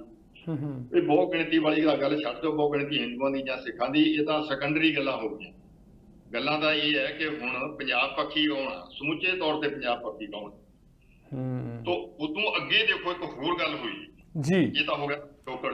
ਹੂੰ ਉਹਦੇ 'ਚ ਫਿਰ ਕੀ ਕੀਤਾ, ਪੰਜਾਬ ਕੇਂਦਰ ਸਰਕਾਰ ਨੂੰ ਪਤਾ ਸੀ ਕਿ ਚੰਡੀਗੜ੍ਹ ਦਿੱਤਾ ਨਹੀਂ ਜਾ ਸਕਦਾ ਹੈਗਾ ਹਰਿਆਣੇ ਨੂੰ। ਜੀ ਉਹਨਾਂ ਨੇ ਕੀਤਾ ਚੰਡੀਗੜ੍ਹ ਨੂੰ ਕੇਂਦਰ ਸ਼ਾਸਿਤ ਪ੍ਰਦੇਸ਼ ਰੱਖ ਲਿਆ ਕਿ ਇਹ ਜਦੋਂ ਤੱਕ ਹਰਿਆਣਾ ਨਵੀਂ ਰਾਜਧਾਨੀ ਨਹੀਂ ਬਣਾ ਲੈਂਦਾ ਜੀ ਉਦੋਂ ਤੱਕ ਹਰਿਆਣੇ ਤੇ ਪੰਜਾਬ ਦੀ ਸਾਂਝੀ ਰਾਜਧਾਨੀ ਰਹੂਗੀ ਔਰ ਹਾਈ ਕੋਰਟ ਵੀ ਸਾਂਝੀ ਰਹੂਗੀ, ਔਰ ਉਦੋਂ ਤੱਕ ਅਸੀਂ ਇਹਨੂੰ ਕੇਂਦਰੀ ਸ਼ਾਸਿਤ ਪ੍ਰਦੇਸ਼ ਰੱਖਾਂਗੇ। ਇਹਦੇ ਜਿਹੜਾ ਸਟਾਫ ਆ ਉਹ 60% ਹੀ ਪੰਜਾਬ ਦੇ ਮੁਲਾਜ਼ਮ ਹੋਣਗੇ, 40% ਹੀ ਹਰਿਆਣੇ ਦੇ ਮੁਲਾਜ਼ਮ ਹੋਣਗੇ ਜੀ। ਔਰ ਹੁਣ ਜਿਹੜੀ ਕਹਾਣੀ ਵਿਗੜੀ ਆ ਨਾ, ਕੇਂਦਰ ਨੇ ਸੋਚਿਆ ਵੀ ਇਹ ਪੰਜਾਬ ਤੇ ਹਰਿਆਣੇ ਨੂੰ ਆਪਸ ਵਿੱਚ ਹੀ ਲੜਾਉਣ ਲਈ, ਜੀ ਕਿਉਂਕਿ ਇਹ ਜਿਹੜੀ ਲੜਾਈ ਆ ਨਾ ਪੰਜਾਬ ਤੇ ਹਰਿਆਣੇ ਦੇ ਵਿੱਚ, ਇਹ ਪੁੱਗਦੀ ਆ ਕਾਂਗਰਸ ਨੂੰ ਵੀ ਪੁੱਗਦੀ ਆ, ਇਹ ਬੀਜੇਪੀ ਨੂੰ ਵੀ ਪੁੱਗਦੀ ਆ, ਇਹ ਆਪਣੇ ਅਕਾਲੀਆਂ ਨੂੰ ਵੀ ਪੁੱਗਦੀ ਆ। ਇਹ ਸਾਰਿਆਂ ਨੂੰ ਪੁੱਗਦੀ ਹੋਣ ਕਰਕੇ ਨਾ ਕਿ ਇਹ ਸੇਧ ਦਾ ਤਕੜਾ ਗੱਡੀ ਰੱਖੋ, ਇਲੈਕਸ਼ਨਾਂ ਦੇ ਵਿੱਚ ਇਹਨੂੰ ਵਰਤ ਲਿਆ। ਔਰ ਕਿਸਾਨ ਅੰਦੋਲਨ ਵੇਲੇ ਜਿਸ ਤਰ੍ਹਾਂ ਦਾ ਏਕਾ ਦਿਖਾਇਆ ਜੀ ਪੰਜਾਬ ਤੇ ਹਰਿਆਣੇ ਦੇ ਕਿਸਾਨਾਂ ਨੇ, ਲੋਕਾਂ ਨੇ, ਹੂੰ ਉਦੋਂ ਤੋਂ ਉਹਨੂੰ ਲੱਗਿਆ ਇਹ ਤਾਂ ਕੰਮ ਹੀ ਖਰਾਬ ਕਰੀ ਫਿਰਦੇ ਆ, ਤਾਂ ਯਾਰ ਇਕੱਠੇ ਹੋਈ ਜਾਂਦੇ ਨੇ। ਹੈਗੇ ਐਕਚੁਅਲੀ ਇਕੱਠੇ, ਕੋਈ ਵੈਰ ਵਿਰੋਧ ਨਹੀਂ ਹੈਗਾ ਪੰਜਾਬ ਤੇ ਹਰਿਆਣੇ ਦਾ, ਆਮ ਲੋਕਾਂ ਦਾ ਕੋਈ ਵੈਰ ਵਿਰੋਧ ਆਮ ਨਹੀਂ, ਲੋਕਾਂ ਦਾ ਕੋਈ ਨਹੀਂ, ਬਿਲਕੁਲ ਸਹੀ ਗੱਲ ਆ। ਬਿਲਕੁਲ ਕੋਈ ਬਹੁਤ ਵੈਰ ਵਿਰੋਧ ਨਹੀਂਗਾ। ਇਹ ਵੋਟਾਂ ਦੀ ਖਾਤਰ ਨਾ ਜਿਹੜੇ ਇਹ ਪਾਰਟੀਆਂ ਵਾਲੇ ਆ, ਇਹ ਮੌਕੇ ਨਾ ਇਹਨੂੰ ਉਠਾ ਦਿੰਦੇ ਆ ਮੁੱਦੇ ਜੀ। ਹੁਣ ਕੇਂਦਰ ਦੀ ਜਿਹੜੀ ਭਾਜਪਾ ਹੈਗੀ ਹੈ, ਪਹਿਲਾਂ ਤਾਂ ਸੀ ਕਿ ਅਸੀਂ ਫਿਰੋਜ਼ਪੁਰ ਰੈਲੀ ਕਰਨ ਆਉਣਾ ਤੇ ਪੰਜਾਬ ਨੂੰ ਇੱਕ ਪੈਕਟ ਦੇਣਾ ਜੀ, ਆਰਥਿਕ ਪੈਕਟ, ਜਿਹੜੀ ਦਸੰਬਰ ਦੇ ਵਿੱਚ ਰੈਲੀ ਹੋਣੀ ਸੀ, ਮੀਂਹ ਪੈਣ ਕਾਰਨ ਕਹਿ ਲਓ, ਹੋਰ ਉਹਦੇ ਨਾਲ ਹੈਲੀਕਾਪਟਰ ਨਾ ਸਿੱਧਾ ਪਹੁੰਚ ਸਕਿਆ ਫਿਰੋਜ਼ਪੁਰ ਜੀ, ਜਿਹੜਾ ਸਾਡੇ ਪ੍ਰਧਾਨ ਮੰਤਰੀ ਜੀ ਦਾ, ਤੇ ਰਾਹ ਚੋਂ ਮੁੜਨਾ ਪੈ ਗਿਆ। ਤੇ ਉਹ ਮੁੜਨ ਵਾਸਤੇ ਇਹ ਸੀਗਾ ਕਿ ਉਹਨਾਂ ਇਕੱਠ ਵੀ ਹੈ ਨਹੀਂ ਸੀਗਾ, ਖਾਲੀ ਕੁਰਸੀਆਂ ਪਈਆਂ ਸੀਗੀਆਂ, ਤੇ ਉਹ ਜਿਹੜੀ ਜੇਬ ਚ ਪਾ ਕੇ ਆਏ ਸੀ ਨਾ ਪੰਜਾਬ ਲਈ ਆਰਥਿਕ ਪੈਕੇਜ ਤੇ ਹੋਰ ਵੱਡੀਆਂ ਸਹੂਲਤਾਂ, ਤੇ ਹੋ ਸਕਦਾ ਉਹਦੇ ਵਿੱਚ ਵੀ ਚੰਡੀਗੜ੍ਹ ਵੀ ਪਾਇਆ ਹੋਵੇ, ਕਿ ਅਸੀਂ ਉਹ ਵੀ ਦੇ ਦੇਵਾਂਗੇ। ਉਹ ਕਿਉਂਕਿ ਭਾਜਪਾ ਨੂੰ ਪੰਜਾਬ ਦੇ ਵਿੱਚ ਕੁਝ ਮਿਲਿਆ ਨਹੀਂ, ਹੁਣ ਮਿਲਿਆ ਨਹੀਂ ਤਾਂ ਉਹਨਾਂ ਨੇ ਕਿਹਾ ਹੁਣ ਹਰਿਆਣੇ ਦੇ ਵਿੱਚੋਂ ਨਾ ਕਿਤੇ ਫੁੱਸ ਜੇ। ਉਹਨਾਂ ਨੇ ਇਹ ਚੰਡੀਗੜ੍ਹ ਵਾਲਾ ਜਿਹੜਾ ਨਾ ਜੀ, ਉੱਥੇ ਇਹ ਹੁਣ ਕੇਂਦਰ ਦੇ ਨਿਯਮ ਲਾਗੂ ਹੋਣਗੇ ਮੁਲਾਜ਼ਮਾਂ ਦੇ, ਉਹ ਭਲਿਓ ਲੋਕੋ 60% ਮੁਲਾਜ਼ਮ ਤੁਸੀਂ ਕਹੀ ਜਾਂਦੇ ਆ ਪੰਜਾਬ ਦੇ ਹੋ ਗਏ, 40 ਕਹੀ ਜਾਂਦੇ ਆ ਹਰਿਆਣੇ ਦੇ। ਹੁਣ ਤਾਂ ਦੋਨਾਂ ਨੇ, ਹਰਿਆਣੇ ਵਾਲੇ ਨੇ ਵੀ ਕਹਿਤਾ ਸਾਡੇ 40% ਮੁਲਾਜ਼ਮ ਰੱਖੋ, ਤੁਸੀਂ ਕੇਂਦਰ ਦੇ ਕਿੱਥੋਂ ਵੜੀ ਜਾਂਦੇ ਇਹਦੇ ਚ। ਹਰਿਆਣੇ ਨੇ ਵੀ ਕਿਹਾ, ਪੰਜਾਬ ਨੇ ਵੀ ਕਿਹਾ। ਉਹ ਜਿਹੜਾ ਸੀਗਾ ਨਾ ਇਹਨਾਂ ਦੀ ਚਾਲ ਜੀ, ਕੇਂਦਰ ਦੇ ਵਿੱਚ ਰਾਜ ਕਰਦੀ ਭਾਜਪਾ ਪਾਰਟੀ ਦੀ ਸ਼ਾਹ ਦੇ ਰਾਹੀਂ, ਉਹ ਸੀ ਕਿ ਇਹਦੇ ਨਾਲ ਪੰਜਾਬ ਤੇ ਹਰਿਆਣੇ ਨੂੰ ਲੜਾਇਆ ਜਾਵੇ। ਔਰ ਪੰਜਾਬ 'ਚ ਤਾਂ ਹੁਣ ਗੱਲ ਇਹ ਹੈ ਵੀ ਉਹ ਇਲੈਕਸ਼ਨ ਹੋ ਚੁੱਕਿਆ, ਹਰਿਆਣੇ 'ਚ ਹੁਣ ਆ ਜੇ, ਹਿਮਾਚਲ 'ਚ ਹੁਣ ਆ ਜੇ, ਉੱਥੇ ਆਪਾਂ ਵੋਟਾਂ ਬਟੋਰੋ, ਫਿਰ ਰਾਜਸਥਾਨ 'ਚ ਹੋਣਾ, ਉੱਥੇ ਵੋਟਾਂ ਬਟੋਰੋ, ਪਾਣੀ ਦਾ ਸੋ ਪ੍ਰਿੰਸੀਪਲ ਸਾਹਿਬ, ਇਹਦਾ ਮਤਲਬ ਤੁਸੀਂ ਜਿਵੇਂ ਇਤਿਹਾਸ ਦੱਸਿਆ ਜੀ, ਕੀ ਹੋਇਆ, ਕਿਸ ਤਰ੍ਹਾਂ ਹੋਇਆ, ਸਾਰਾ ਕੁਝ ਮਤਲਬ ਅਖੀਰ ਜਿਹੜਾ ਇਹਦਾ ਨਿਚੋੜ ਵੋਟਾਂ ਦਾ ਹੀ ਰਿਹਾ ਜੀ। ਜਿਹੜੇ ਰਾਜਨੀਤਿਕ ਲੋਕ ਆ, ਇਹਨਾਂ ਨੇ ਰਾਜਨੀਤੀ ਕੀਤੀ ਜੀ ਕਿ ਮੌਕਾ ਚੱਕੋ, ਜਿਵੇਂ SYL ਦਾ ਮੁੱਦਾ ਹੈ ਨਾ, ਉਹ ਮੁੱਦੇ ਉਦੋਂ ਜਦੋਂ ਇਲੈਕਸ਼ਨ ਹੁੰਦੀ ਆ ਉਦੋਂ ਚੱਕ ਲੈਂਦੇ ਆ ਜੀ, ਲੋਕਾਂ ਨੂੰ ਲੜਾ ਦਿੰਦੇ ਆ। ਔਰ ਜਿਹੜਾ ਕਿਸਾਨੀ ਅੰਦੋਲਨ ਆ, ਉਹੀ ਗੱਲਬਾਤ ਇੱਥੇ ਬਾਪੂ ਜੀ, ਕਾਫੀ ਹਰਿਆਣਵੀ ਲੋਕ ਜਿਹੜੇ ਹੈਗੇ ਆ, ਹਰਿਆਣੇ ਦੇ ਰਹਿਣ ਵਾਲੇ ਆ, ਇੱਥੇ ਰਹਿੰਦੇ ਆ, ਉਹ ਇਹ ਚੀਜ਼ਾਂ ਨੂੰ ਮੰਨਦੇ ਹੀ ਨਹੀਂ ਜੀ, ਉਹ ਚਾਹੁੰਦੇ ਹੀ ਨਹੀਂ ਗੇ ਉਹ ਚੀਜ਼ਾਂ ਤਾਂ, ਹੈ ਨਾ। ਇਹਦਾ ਮਤਲਬ 100% ਰਾਜਨੀਤੀ ਹੁੰਦੀ ਰਹੀ ਹੈ ਜੀ ਹੁਣ ਤੱਕ। ਉਹ ਬਿਲਕੁਲ, ਇਹਦਾ ਯਾਰ ਗੱਲ ਸੁਣੋ ਜੀ, ਮਰ ਜਾਣ ਇਹ ਜਿਹੜੇ ਹੈਗੇ ਆ, ਇਹਨਾਂ ਦੇ ਮਾਪੇ ਤੇ ਆਪ ਹੀ ਜੀ, ਜਿਨ੍ਹਾਂ ਨੇ ਦੋਗਲਾਪਣ ਕੀਤਾ ਹੈਗਾ, ਭਾਵੇਂ ਉਹ ਹਰਿਆਣੇ ਦੇ ਨੇ ਭਾਵੇਂ ਉਹ ਪੰਜਾਬ ਦੇ। ਉਹ ਜਿਵੇਂ ਕਹਿੰਦੇ ਆ ਕਿ ਨਾ ਇੱਕ ਬੋਲੀ ਹੈਗੀ ਆ, ਕੁਛ ਲੁੱਟ ਲਈ ਮੈਂ ਪਿੰਡ ਦਿਆਂ ਪੈਂਚਾ, ਕੁਛ ਲੁੱਟ ਲਈ ਸਰਕਾਰਾਂ, ਗਹਿਣੇ ਸਾਰੇ ਘਰਦਿਆਂ ਲਾ ਲਏ, ਜੋਬਨ ਲੈ ਗਏ ਯਾਰਾਂ, ਭੇਡਾਂ ਚਾਰਦੀਆਂ ਬੇਕਦਰਿਆਂ ਦੀਆਂ ਨਾਲ। ਇੱਕ ਇਹ ਬੋਲੀ ਹੈਗੀ ਆ, ਇੱਕ ਉਹ ਗੀਤ ਵੀ ਆ, ਸਪਣੀ ਦੀ ਤੋੜ ਕੇ ਪਾਈ ਜਾਂਦੀਆਂ ਹਨੇਰ ਸਰਕਾਰ। ਮੈਂ ਤੁਹਾਨੂੰ ਇਹੋ ਜਿਹੀ ਭੇਦ ਦੀ ਗੱਲ ਦੱਸਦਾ ਜੀ ਕਿ 1985-86 ਦੇ ਵਿੱਚ ਜਦੋਂ ਬਰਨਾਲਾ ਮਿਨਿਸਟਰੀ ਬਣੀ ਸੀਗੀ ਜੀ, ਤਾਂ ਉਸ ਵੇਲੇ ਚੰਡੀਗੜ੍ਹ ਪੰਜਾਬ ਨੂੰ ਸੌਂਪਣ ਵਾਸਤੇ ਬਕਾਇਦਾ ਤਿਆਰੀਆਂ ਹੋ ਗਈਆਂ ਸੀ ਜੀ। 26 ਜਨਵਰੀ 1986 ਨੂੰ ਚੰਡੀਗੜ੍ਹ ਪੰਜਾਬ ਨੂੰ ਸੌਂਪ ਵੀ ਦੇਣਾ ਸੀ। ਔਰ ਕਾਰਡ ਵੀ ਛਪ ਗਏ ਸੀ। ਔਰ ਉਸ ਤੋਂ 2 ਮਹੀਨੇ ਬਾਅਦ ਬਰਨਾਲਾ ਸਰਕਾਰ ਤੋੜ ਦਿੱਤੀ ਗਈ ਬਿਨਾਂ ਕਿਸੇ ਕਾਰਨ ਜੀ। ਉਸ ਤੋਂ ਪਹਿਲਾਂ ਕੀ ਹੋਇਆ ਕਿ ਜਿਵੇਂ ਗੱਡੇ ਨਾਲ ਕੱਟਾ ਬੰਨੀਦਾ ਨਾ, ਇੱਕ ਪਾਸੇ ਚੰਡੀਗੜ੍ਹ ਦੇ ਨਾਲ ਫਾਜ਼ਿਲਕਾ ਤੇ ਅਬੋਹਰ ਬੰਨ੍ਹਦਾ ਜੀ, ਕਿ ਜੇ ਚੰਡੀਗੜ੍ਹ ਲੈਣਾ ਫਾਜ਼ਿਲਕਾ ਅਬੋਹਰ ਦੇ ਦਿਓ।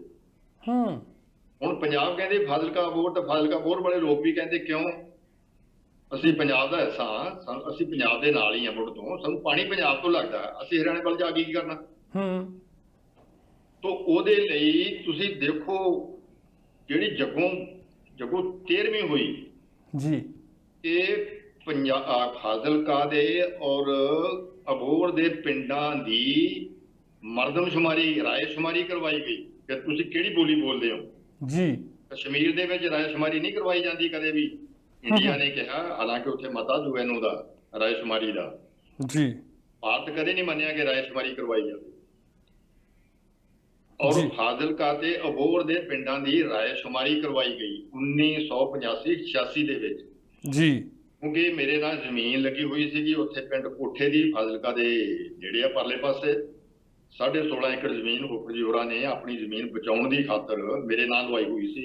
ਮੈਂ ਉੱਥੇ ਰਿਹਾ ਜੀ 8 ਸਾਲ 9 ਸਾਲ ਪੜ੍ਹਿਆ ਉੱਥੇ ਰਹਿ ਕੇ, ਔਰ ਮੇਰੀ ਵੋਟ ਉੱਥੇ ਬਣੀ ਹੋਈ ਸੀਗੀ। ਮੈਂ ਗਿਆ ਉੱਥੇ ਇਹ ਲਿਖਾਉਣ ਵਾਸਤੇ ਕਿ ਮੇਰੀ ਬੋਲੀ ਪੰਜਾਬੀ ਆ ਜੀ ਔਰ ਮੈਂ ਦੇਖਿਆ ਕਿ ਭਜਨ ਲਾਲ ਦੀ ਹਕੂਮਤ ਸੀਗੀ ਉਦੋਂ ਹਰਿਆਣੇ ਦੇ ਵਿੱਚ, ਜਿਹੜਾ ਸਟਾਫ ਭੇਜਿਆ ਗਿਆ ਜੀ ਪਿੰਡ ਕੋਠੇ ਦੀ ਫਾਜ਼ਿਲਕਾ ਤੋਂ 3 ਮੀਲ ਪਰਾਂ ਯਾਨੀ 5 ਕਿਲੋਮੀਟਰ ਪਰਾਂ ਉਹ ਪਿੰਡ ਦੇ ਵਿੱਚ 40 ਕੁ ਘਰ ਨੇ, ਜਿਹਦੇ ਵਿੱਚੋਂ 10 ਘਰ ਜੀ ਜੱਟ ਜ਼ਿਮੀਂਦਾਰਾਂ ਦੇ ਔਰ 20 ਕੁ ਘਰ ਉਹਦੇ ਵਿੱਚੋਂ ਰਾਏ ਸਿੱਖਾਂ ਦੇ, 10 ਕੁ ਘਰ ਉਹਦੇ ਵਿੱਚੋਂ ਆਪਣੇ ਕੰਬੋਆਂ ਦੇ, ਚੌਧਰੀਆਂ ਦੇ ਤੇ ਕੁਛ ਅਰੋੜਿਆਂ ਦੇ। ਜੀ ਬਾਗੜੀਆਂ ਦਾ ਘਰ ਉੱਥੇ ਕੋਈ ਨਹੀਂ ਸੀਗਾ। ਔਰ ਉਸ ਪਿੰਡ ਦੇ ਵਿੱਚ ਕਿਉਂਕਿ ਮੈਂ ਵੀ ਆਪਣੀ ਭਾਸ਼ਾ ਲਿਖਾਉਣੀ ਸੀਗੀ ਕਿ ਇਸ ਇਲਾਕੇ 'ਚ ਮੇਰੀ ਭਾਸ਼ਾ ਕੀ ਆ, ਕਿਉਂਕਿ ਮੈਂ ਉੱਥੋਂ ਦਾ ਵੋਟਰ ਸੀ, ਉੱਥੋਂ ਦਾ ਵਸਨੀਕ ਸੀਗਾ ਤੇ ਮੇਰੀ ਜ਼ਮੀਨ ਸੀਗੀ। ਔਰ ਮੈਂ ਉਹਨਾਂ ਨੂੰ ਲਿਖਾਇਆ ਕਿ ਮੇਰੀ ਬੋਲੀ ਪੰਜਾਬੀ ਲਿਖੋ, ਮੇਰੀ ਮਾਤ ਭਾਸ਼ਾ ਪੰਜਾਬੀ। ਜੀ ਫਿਰ ਮੈਂ ਆਪਦਾ ਟੇਪ ਰਿਕਾਰਡ ਲੈ ਕੇ ਉਹਦੇ ਨਾਲ ਨਾਲ ਬਾਕੀ ਪਿੱਛੇ ਪਿੱਛੇ ਤੁਰਦਾ ਗਿਆ। ਉਹ ਜਾ ਕੇ ਕਹਿਣ ਭਜਨ ਲਾਲ ਦੇ ਬੰਦੇ ਕਿ ਵੀ ਤੁਸੀਂ ਉਹ ਵੀ ਪੰਜਾਬੀ ਬੋਲਣ ਔਰ ਗਾਂਹ ਵਾਲੇ ਪੰਜਾਬੀ, ਉਹ ਕੋਈ ਕਹਿਣ ਕਿ ਵੀ ਮੇਰੀ ਜਿਹੜੀ ਮਾਤ ਭਾਸ਼ਾ ਹੈਗੀ ਆ ਉਹ ਹਿੰਦੀ ਲੈ। ਮੈਂ ਕਹਾ ਉਹ ਭਲਿਆ ਲੋਕਾਂ, ਤੂੰ ਹਿੰਦੀ 'ਚ ਹੀ ਬੋਲ ਕੇ ਦੱਸ ਦੇ, ਤੂੰ ਇੱਕ ਵਾਕ ਹਿੰਦੀ 'ਚ ਬੋਲ ਕੇ ਦੱਸ ਕਿ ਮੇਰੀ ਮਾਤ ਭਾषा हिंदी है ਜਾਂ ਮੈਂ ਤਾਂ ਹਿੰਦੀ ਬੋਲਦਾ ਹੂੰ। ਤੁਸੀਂ ਬੋਲ ਤਾਂ ਸਕਦੇ ਨਹੀਂ, ਬੋਲੀ ਪੰਜਾਬੀ ਜਾਂਦੇ। ਮੈਂ ਇੱਕ ਘਰ ਦੇ ਵਿੱਚ ਜਾ ਕੇ ਖਿਬੜਿਆ ਉਸ ਬੰਦੇ ਦੇ ਨਾਲ, ਉਹ ਰਾਏ ਸਿੱਖ ਸੀਗਾ ਜੀ। ਮੈਨੂੰ ਕਹਿੰਦਾ ਸਰਦਾਰ ਜੀ ਤੁਸੀਂ ਵਿੱਚ ਦਖਲ ਨਾ ਦਿਆ ਜੇ, ਮੈਂ ਆਪਣੀ ਮਾਤ ਭਾਸ਼ਾ ਭਾਵੇਂ ਪਾਕਿਸਤਾਨੀ ਚ ਲਿਖਾਵਾਂ, ਤੂੰ ਕੌਣ ਹੁੰਦੇ? ਉਹਨੂੰ ਇਹ ਵੀ ਨਹੀਂ ਪਤਾ ਕਿ ਪਾਕਿਸਤਾਨੀ ਮਾਤ ਭਾਸ਼ਾ ਹੈ ਨਹੀਂ। ਉਹ ਅਸਲ ਗੱਲ ਵਿੱਚੋਂ ਇਹ ਨਿਕਲੀ ਕਿ ਉਹ ਜਿਹੜੇ ਬੰਦੇ ਗਏ ਸੀਗੇ ਉਹ ਅੰਦਰ ਖਾਤੇ ਭਜਨ ਲਾਲ ਨੇ ਇਹ ਕਿਹਾ ਹੋਇਆ ਸੀਗਾ ਕਿ ਜੇ ਤੁਸੀਂ ਹਿੰਦੀ ਭਾਸ਼ਾ ਲਿਖਾਓਗੇ ਤਾਂ ਜਿਹੜੇ ਇੱਥੇ 8-10 ਜੱਟ ਜ਼ਿਮੀਂਦਾਰਾਂ ਦੇ ਘਰ ਨੇ, ਇਹਨਾਂ ਦੀਆਂ ਜ਼ਮੀਨਾਂ ਤੁਹਾਨੂੰ ਮਿਲ ਜਾਣਗੀਆਂ, ਅਸੀਂ ਇਹਨਾਂ ਦੀਆਂ ਜ਼ਮੀਨਾਂ ਤੁਹਾਨੂੰ ਦਵਾਵਾਂਗੇ। ਆਲੇ ਆਪੇ ਜਾਣ ਕਿਤੇ ਜਾਣ, ਭਾਵੇਂ ਲੁਧਿਆਣੇ ਜਾਣ ਕੇ ਜਾ ਕੇ ਕਰਨ, ਕਿਤੇ ਕਰਨ ਗੁਜ਼ਾਰਾ। ਤੋਂ ਮੈਂ ਉਹ ਅਖਬਾਰਾਂ 'ਚ ਉਹਨਾਂ ਦਿਨਾਂ 'ਚ ਲਿਖਿਆ ਵੀ ਇਹੋ ਜਿਹੀ ਉੱਥੋਂ ਦੀ ਰਾਏਸ਼ੁਮਾਰੀ ਹੋਈ ਆ, ਇਹੋ ਜਿਹੀ ਉੱਥੇ ਉਹ ਸ਼ਾਹ ਕਮਿਸ਼ਨ ਨੂੰ ਤੋਂ ਬਾਅਦ ਮੈਥੂ ਕਮਿਸ਼ਨ ਸੀ, ਮੈਥੂ ਕਮਿਸ਼ਨ ਨੂੰ ਅਸੀਂ ਤਾਰਾਂ ਦਿੱਤੀਆਂ ਫਾਜ਼ਿਲਕਾ ਦੇ ਦਾਖਲੇ ਕਿ ਇਹ ਬਿਲਕੁਲ ਗਲਤ ਲੈਂਗੁਏਜ ਰਿਕਾਰਡ ਹੋ ਰਹੀ ਆ। ਉਹਦਾ ਪਿੰਡ ਕੰਦੂ ਖੇੜਾ ਸੀਗਾ ਜੀ, ਉੱਥੇ ਉਹਦੇ ਵਿੱਚ ਇੱਕ ਨਾ ਛੱਤ ਰੱਖੀ ਹੋਈ ਸੀਗੀ ਕਿ ਹਰਿਆਣੇ ਦੇ ਨਾਲ ਉਹੀ ਇਲਾਕਾ ਲੱਗ ਸਕਦਾ ਅਬੋਹਰ ਫਾਜ਼ਿਲਕਾ ਦਾ ਜਿਹੜਾ ਜੁੜਵਾ ਹੋਵੇ ਜੀ। ਜੇ ਉਹ ਰਾਹ ਦੇ ਵਿੱਚ ਕੁਛ ਇਲਾਕਾ ਐਸਾ ਆ ਜਾਂਦਾ ਪੰਜਾਬੀ ਬੋਲਦਾ ਤੇ ਜੁੜਵਾ ਨਹੀਂ ਰਹਿੰਦਾ, ਫੇਰ ਨਹੀਂ ਲਾਇਆ ਜਾ ਸਕਦਾ। ਉਹ ਕੰਦੂ ਖੇੜਾ ਸੀਗਾ ਪਿੰਡ ਜੀ। ਕੰਦੂ ਖੇੜੇ ਪਿੰਡ ਦੇ ਵਿੱਚ ਜੇਕਰ ਸਭ ਤੋਂ ਚੰਗੀ ਗੱਲ ਮਹਾਰਾਜਾ ਅਮਰਿੰਦਰ ਸਿੰਘ ਤੋਂ ਹੋਈ ਆ ਹੁਣ ਤੱਕ ਦਾ ਜੀਵਨ ਦੇ ਵਿੱਚ, ਤਾਂ ਉਹ ਕੰਦੂ ਖੇੜੇ ਦੇ ਵਿੱਚ ਉਹਦਾ ਪਹਿਰਾ ਦੇਣਾ ਔਰ ਉਸ ਮੌਕੇ ਕੰਦੂ ਖੇੜੇ ਦੇ ਵਿੱਚ ਜੀ ਆਲੇ ਦੁਆਲੇ ਪਹਿਰਾ ਦੇ ਕੇ ਰਾਖੀ ਰੱਖ ਕੇ ਜਿਹੜੇ ਬੰਦੇ ਉੱਥੇ ਭੇਜਣੇ ਸੀ ਭਜਨ ਲਾਲ ਨੇ ਉਹ ਭੇਜਣ ਨਾ ਦਿੱਤੇ ਤੇ ਕੰਦੂ ਖੇੜੇ ਦੀ ਜਿਹੜੀ ਭਾਸ਼ਾ ਸੀਗੀ ਉਹ ਪੰਜਾਬੀ ਰਿਕਾਰਡ ਹੋ ਗਈ। ਉਹਦੇ ਨਾਲ ਜਿਹੜਾ ਫਾਜ਼ਿਲਕਾ ਅਬੋਹਰ ਦਾ ਨਾਤਾ ਟੁੱਟ ਗਿਆ ਹਰਿਆਣੇ ਦਾ। ਔਰ ਇਧਰਲੇ ਪਾਸੇ ਜਿਨ੍ਹਾਂ ਨੂੰ ਇਹ ਬਰਗਲਾ ਕੇ ਪੰਜਾਬੀ ਲਿਖਵਾਈ ਗਈ ਸੀਗੀ ਅਬੋਹਰ ਦੇ ਪਿੰਡਾਂ ਚੋਂ, ਫਾਜ਼ਿਲਕੇ ਪਿੰਡਾਂ ਦੇ ਵਿੱਚੋਂ ਕਿ ਤੁਹਾਨੂੰ ਜ਼ਮੀਨਾਂ ਦੇਵਾਂਗੇ ਜੱਟ ਜ਼ਿਮੀਂਦਾਰਾਂ ਦੀਆਂ ਲੈ ਕੇ ਸਿੱਖ ਜ਼ਿਮੀਂਦਾਰਾਂ ਦੀਆਂ, ਉਹ ਜਿਹੜਾ ਮਨਸੂਬਾ ਸਾਰਾ ਫੇਲ ਹੋ ਗਿਆ। ਔਰ ਫਾਜ਼ਿਲਕਾ ਤੇ ਅਬੋਹਰ ਜਿਹੜਾ ਸੀਗਾ ਉਹਦੇ ਚੋਂ ਕੁਛ ਹਿੱਸਾ ਬਾਗੜੀ ਬੋਲਦਾ, ਇਹਦੇ ਚ ਕੋਈ ਸ਼ੱਕ ਵਾਲੀ ਨਹੀਂ। ਬਾਗੜੀ ਵੀ ਪੰਜਾਬੀ ਜੋ ਭਾਗਾ ਆਪਣੇ ਸੁਨੀਲ ਜਾਖੜ ਹੋ ਰਹੀ ਹੈ, ਬਾਗੜੀ ਬੋਲਣ ਵਾਲੇ ਨੇ ਸਾਰੇ ਜੀ। ਇਹ ਜਿਹੜਾ ਇਲਾਕਾ ਹੈਗਾ ਇਹ ਬਾਗੜੀ ਬੋਲਣ ਵਾਲਾ ਇਲਾਕਾ ਹੈ। ਜਾਣੀ ਹੋਣੀ ਸਾਰੇ ਬਾਗੜੀ ਬੋਲਣ ਵਾਲੇ ਲੋਕ, ਇਹ ਹਿੰਦੀ ਬੋਲਦੇ ਨਹੀਂ ਗੇ, ਇਹ ਪੰਜਾਬੀ ਦਾ ਹੀ ਇੱਕ ਰੂਪ ਹੈਗਾ, ਇੱਕ ਭਾਸ਼ਾ ਉਹ ਭਾਸ਼ਾ ਹੈਗੀ ਹੈ। ਤੋ ਇਸ ਤਰੀਕੇ ਦੇ ਨਾਲ ਦੇਖੋ ਇਹੋ ਜਿਹੀਆਂ ਤਾਂ ਸ਼ਰਾਰਤਾਂ ਹੁੰਦੀਆਂ ਰਹੀਆਂ ਨੇ, ਇਹੋ ਜਿਹੀਆਂ ਸਿਆਸਤਾਂ ਹੁੰਦੀਆਂ ਰਹੀਆਂ ਨੇ ਅੰਦਰ ਖਾਤੇ ਪੰਜਾਬ ਨੂੰ ਦੁੱਖ ਦੇਣ ਲਈ, ਪੰਜਾਬ ਨੂੰ ਛੋਟਾ ਕਰਨ ਲਈ ਜੀ। ਹੁਣ ਜਿਹੜਾ ਚੰਡੀਗੜ੍ਹ ਦੇ ਵਿੱਚ ਪੰਜਾਬੀਆਂ ਨੂੰ ਵਸਾਇਆ ਜਾ ਸਕਦਾ ਸੀਗਾ, ਪੰਜਾਬੀਆਂ ਨੂੰ ਵਿਚਾਰਿਆ ਨਾ ਉੱਥੋਂ ਦੇ ਪਿੰਡ ਚਾੜੇ ਗਏ ਨੇ ਉੱਥੋਂ, ਔਰ ਉੱਥੇ ਲਿਆ ਕੇ ਹੋਰਨਾਂ ਸੂਬਿਆਂ ਦੇ ਉਹ ਅੜਾ ਕੇ ਬਿਠਾਏ ਗਏ ਨੇ ਉੱਥੇ। ਹਰਿਆਣੇ ਵੀ ਨਹੀਂ ਬਿਠਾਏ। ਮੈਂ ਤੁਹਾਨੂੰ ਦੱਸ ਦੇਣਾ, ਅੱਜ ਤੁਸੀਂ ਗਿਣ ਕੇ ਦੇਖ ਲਓ ਸਾਰਾ ਜਿਹੜਾ ਚੰਡੀਗੜ੍ਹ ਹੈ ਨਾ, ਉਹਦੇ 'ਚ ਹਰਿਆਣਵੀ ਵੀ ਬਹੁਤੇ ਹੈ ਨਹੀਂ, ਹਰਿਆਣਵੀ ਮੁਲਾਜ਼ਮ ਵੀ ਬਹੁਤੇ ਹੈ ਨਹੀਂ। ਇਹ ਵੀ ਮੈਂ ਭੁਲੇਖਾ ਹੀ ਆ ਹਰਿਆਣੇ ਵਾਲਿਆਂ ਨੂੰ। ਅੱਛਾ ਔਰ ਬਾਪੂ ਜੀ, ਇੱਕ ਨਾ ਟਾਈਮ ਭੱਜਿਆ ਜਾ ਰਿਹਾ, ਆਪਾਂ ਨੂੰ ਤਕਰੀਬਨ 35 ਕੁ ਮਿੰਟ ਹੋ ਗਏ, 5-4 ਮਿੰਟ ਆਪਣੇ ਕੋਲੇ ਹੋਰ ਹੈਗੇ ਆ। ਮੈਨੂੰ ਦੱਸੋ ਹੁਣ ਇਹ ਨਿਚੋੜ ਨਿਕਲ ਕੇ ਕੁਛ ਲੱਗਦਾ ਹੱਲ ਨਿਕਲੂਗਾ? ਨਵੀਂ ਸਰਕਾਰ ਭਗਵੰਤ ਮਾਨ ਹੁਣਾਂ ਦੀ ਆ ਗਈ, ਇਹਨਾਂ ਨੇ ਮਤਾ ਪਾਤਾ ਜੀ ਉੱਥੇ ਵਿਧਾਨ ਸਭਾ ਦੇ ਵਿੱਚ। ਅਗਲਾ ਤੁਹਾਨੂੰ ਕੀ ਲੱਗਦਾ ਸਟੈਪ, ਕੀ ਇਹ ਚੰਡੀਗੜ੍ਹ ਪੰਜਾਬ ਨੂੰ ਮਿਲੂਗਾ ਜਾਂ ਨਹੀਂ ਮਿਲੂਗਾ, ਜਾਂ ਇਸੇ ਤਰ੍ਹਾਂ ਰਹੂਗਾ? ਜਾਂ ਤੁਸੀਂ ਜਿਵੇਂ ਬੜਾ ਇਤਿਹਾਸ ਦੱਸਿਆ ਕਿ ਕਿਸ ਤਰ੍ਹਾਂ ਇਹ ਜਦੋਂ ਪੰਜਾਬੀ ਸੂਬਾ ਬਣਿਆ ਸੀ, ਪੰਜਾਬ ਬਣਿਆ ਸੀ, ਹਰਿਆਣਾ ਬਣਿਆ ਸੀਗਾ, ਇੱਕ ਟੈਂਪਰੇਰੀ ਮਤਲਬ ਚੰਡੀਗੜ੍ਹ ਹਰਿਆਣੇ ਨੂੰ ਦਿੱਤਾ ਗਿਆ ਸੀ ਕਿ ਉਸ ਤੋਂ ਬਾਅਦ ਤੁਸੀਂ ਆਪਣੀ ਰਾਜਧਾਨੀ ਵੱਖਰੀ ਬਣਾ ਲਿਓ ਟਾਈਮ ਪਾ ਕੇ। ਤੇ ਉਹ ਲੀਡਰਾਂ ਨੇ ਘਸੀੜਿਆ ਚੰਗੀ ਤਰ੍ਹਾਂ, ਇਲੈਕਸ਼ਨ ਆਪਣੀਆਂ ਰਾਜਨੀਤੀਆਂ ਰੋਟੀਆਂ ਸਿੱਖਣ ਦੇ ਲਈ ਲੋਕ ਲੜਾਏ, ਹੁਣ ਤੱਕ ਲੜਾਉਂਦੇ ਰਹੇ ਆ। ਹੁਣ ਤੁਹਾਨੂੰ ਕੀ ਲੱਗਦਾ ਅੱਜ ਜੇ ਮਤਲਬ ਗੱਲ ਕਰਨੀ ਹੋਵੇ, ਇਹ ਜਾਗੇ ਆ ਜੀ ਲੋਕ, ਇਹਨਾਂ ਨੇ ਮਤਾ ਪਾ ਲਿਆ, ਸਾਰੇ ਵੱਖਰੀਆਂ ਪਾਰਟੀਆਂ ਦੇ ਇਕੱਠੇ ਹੋ ਗਏ, ਇਹ ਕਹਿੰਦੇ ਜੀ ਇਸ ਤੇ ਹੀ ਸਾਰੇ ਇਕੱਠੇ ਆ। ਇੱਕ ਉਹ ਜਿਹੜੇ ਬੀਜੇਪੀ ਵਾਲੇ ਆ ਅਸ਼ਵਨੀ ਕੁਮਾਰ ਨੂੰ ਛੱਡ ਕੇ ਬਾਕੀ ਸਾਰੇ ਤਕਰੀਬਨ ਇਕੱਠੇ ਆ, ਵੋਟਾਂ ਪਾਈਆਂ, 5-4 ਵੋਟਾਂ ਮੌਕੇ ਗੈਰ ਹਾਜ਼ਰ ਵੀ ਰਹੇ। ਉਹਨਾਂ ਨੇ ਆਪਣੀ ਮਜਬੂਰੀ ਦੱਸੀ ਕਿ ਅਸੀਂ ਬੋਲ ਕੇ ਚਲੇ ਗਏ, ਜਿਸ ਤਰ੍ਹਾਂ ਜੀ ਆਪਣੇ ਖਹਿਰਾ ਸਾਹਿਬ ਸੀਗੇ, ਰਾਜਾ ਵੜਿੰਗ ਸੀਗੇ, ਆਪਣੇ ਮਜੀਠੀਆ ਸਾਹਿਬ ਦੇ ਵਾਈਫ ਆ, ਉਹਨਾਂ ਨੇ ਸਹੁੰ ਨਹੀਂ ਚੱਕੀ ਹਜੇ। ਸੋ 5-7 ਬੰਦੇ ਜਿਹੜੇ ਗੈਰ ਹਾਜ਼ਰ ਹੋਏ, ਉਹਨਾਂ ਦੇ ਕੀ ਕਾਰਨ ਸੀ ਜਾਂ ਕੰਮ ਸੀ? ਅੱਜ ਤਕਰੀਬਨ ਸਾਰੇ ਇਕੱਠੇ ਆ ਇਹ। ਅੱਜ ਮੈਨੂੰ ਦੱਸੋ ਜੀ, ਕੀ ਲੱਗਦਾ ਕੁਝ ਹੱਲ ਨਿਕਲੂ ਇਹਦਾ ਕਿ ਹਜੇ ਵੀ ਇਦਾਂ ਹੀ ਰੇੜਕਾ ਚੱਲੀ ਜਾਊਗਾ? ਸੰਦੀਪ ਜੀ, ਜੇ ਤਾਂ ਹੱਲ ਸੱਚੀ ਮੁੱਚੀ ਨਿਆਂਪੂਰਨ ਕਰਵਾਉਣਾ ਹੋਵੇ, ਜਿਵੇਂ ਕਹਿੰਦੇ ਆ ਕਿ ਧਰਮਰਾਜ ਨੂੰ ਕਹਿ ਦਿਓ ਜੀ ਵੀ ਤੂੰ ਸਾਰਿਆਂ ਦਾ ਸਾਂਝਾ, ਤੂੰ ਇਹਦਾ ਹੱਲ ਕਰ ਦੇ। ਇਹਦਾ ਹੱਲ ਮੈਂ ਦੱਸ ਦੇਣਾ ਕੀ ਹੈ, ਪਰ ਕਰਨਾ ਨਹੀਂ ਇਹਨਾਂ ਨੇ ਜੀ, ਕਿਉਂਕਿ ਸਿਆਸਤਦਾਨਾਂ ਨੇ ਆਪਣਾ ਦੋਗਲਾਪਣ ਨਹੀਂ ਛੱਡਣਾ, ਸਿਆਸਤਦਾਨਾਂ ਨੇ ਆਪਣੀ ਜਿਹੜੀ ਸੌੜੀ ਰਾਜਨੀਤੀ ਨਹੀਂ ਛੱਡਣੀ ਜੀ, ਸਿਆਸਤਦਾਨਾਂ ਨੇ ਵੋਟਾਂ ਦੀ ਖਾਤਰ ਜੋ ਨਹੀਂ ਸੋ ਕਰਨਾ। ਇਸ ਲਈ ਉਹਨਾਂ ਨੇ ਇਹ ਪੀਣ ਪਾਈ ਰੱਖਣਾ, ਇਹ ਸੇਧ ਦਾ ਤਕੜਾ ਗੱਡੀ ਰੱਖਣਾ। ਉਹਨਾਂ ਨੇ ਇਹਦਾ ਬਿਲਕੁਲ ਕੋਈ ਨਿਆਂ ਨਹੀਂ ਕਰਨਾ, ਨਾ ਤਾਂ ਇਹਦਾ ਨਿਆਂ ਕਰੇ ਆਪਣੀ ਕਾਂਗਰਸ, ਜਿਹਨੇ ਕਿ ਆਪ ਹੀ ਮਤੇ ਪਾਏ ਸੀਗੇ ਕਿ ਬੋਲੀ ਦੇ ਆਧਾਰ ਦੇ ਉੱਤੇ ਸੂਬੇ ਦਾ ਪੁਨਰਗਠਨ ਹੋਊਗਾ, ਉਹ ਮੁੱਕਰ ਗਈ। ਉਹਨੇ ਨਹੀਂ ਇਹ ਕੰਮ ਕੀਤਾ ਹੈਗਾ। ਉਹਦੇ ਵਿੱਚ ਸਭ ਤੋਂ ਪਹਿਲੀ ਕਸੂਰਵਾਰ ਹੋਊਗਾ ਭਾਜਪਾ, ਜਿਹੜੀ ਪਹਿਲਾਂ ਜਨਸੰਘ ਸੀ, ਇਹ ਬਹੁਤ ਵੱਡੀ ਕਸੂਰਵਾਰ ਹੈ। ਇਹਨੇ ਆਪ ਹੀ ਕਿਹਾ ਪੰਜਾਬੀਆਂ ਨੂੰ ਕਿ ਤੁਸੀਂ ਆਪਣੀ ਜਿਹੜੀ ਭਾਸ਼ਾ ਹੈਗੀ, ਮਾਤ ਭਾਸ਼ਾ, ਉਹ ਹਿੰਦੀ ਲਿਖਵਾਓ। ਆਪ ਦਾ ਜਿਹੜਾ ਹੈਗਾ ਹੁਣ ਹਾਲ ਮੈਂ ਤੁਹਾਨੂੰ ਦੱਸ ਦੇਣਾ ਕੀ ਹੋਏਗਾ। ਆਪ ਨੇ ਹਰਿਆਣੇ 'ਚ ਵੀ ਇਲੈਕਸ਼ਨ ਲੜਨਾ ਜੀ, ਆਪ ਨੇ ਦਿੱਲੀ 'ਚ ਵੀ ਲੜਨਾ, ਆਪ ਨੇ ਰਾਜਸਥਾਨ 'ਚ ਵੀ ਲੜਨਾ, ਆਪ ਨੇ ਹਿਮਾਚਲ 'ਚ ਵੀ ਲੜਨਾ, ਗੁਜਰਾਤ 'ਚ ਵੀ ਜਾਵੜੇ। ਆ ਜਿਹੜੇ 5 ਰਾਜ ਸਭਾ ਦੇ ਮੈਂਬਰ ਚੁਣ ਕੇ ਭੇਜੇ ਆ, ਇਹਨਾਂ 'ਚੋਂ ਇੱਕ ਮੈਂਬਰ ਬੋਲਿਆ ਕੀ ਕਹਿੰਦਾ ਕਿ ਚੰਡੀਗੜ੍ਹ ਅੱਧਾ ਕਰ ਦਿਓ ਤੇ ਦੋਹਾਂ ਸੂਬਿਆਂ ਨੂੰ ਪੈਸੇ ਦੇ ਦਿਓ, ਉਹ ਆਪਣੀਆਂ ਰਾਜਧਾਨੀਆਂ ਅਨੁਸਾਰ ਲੈਣ।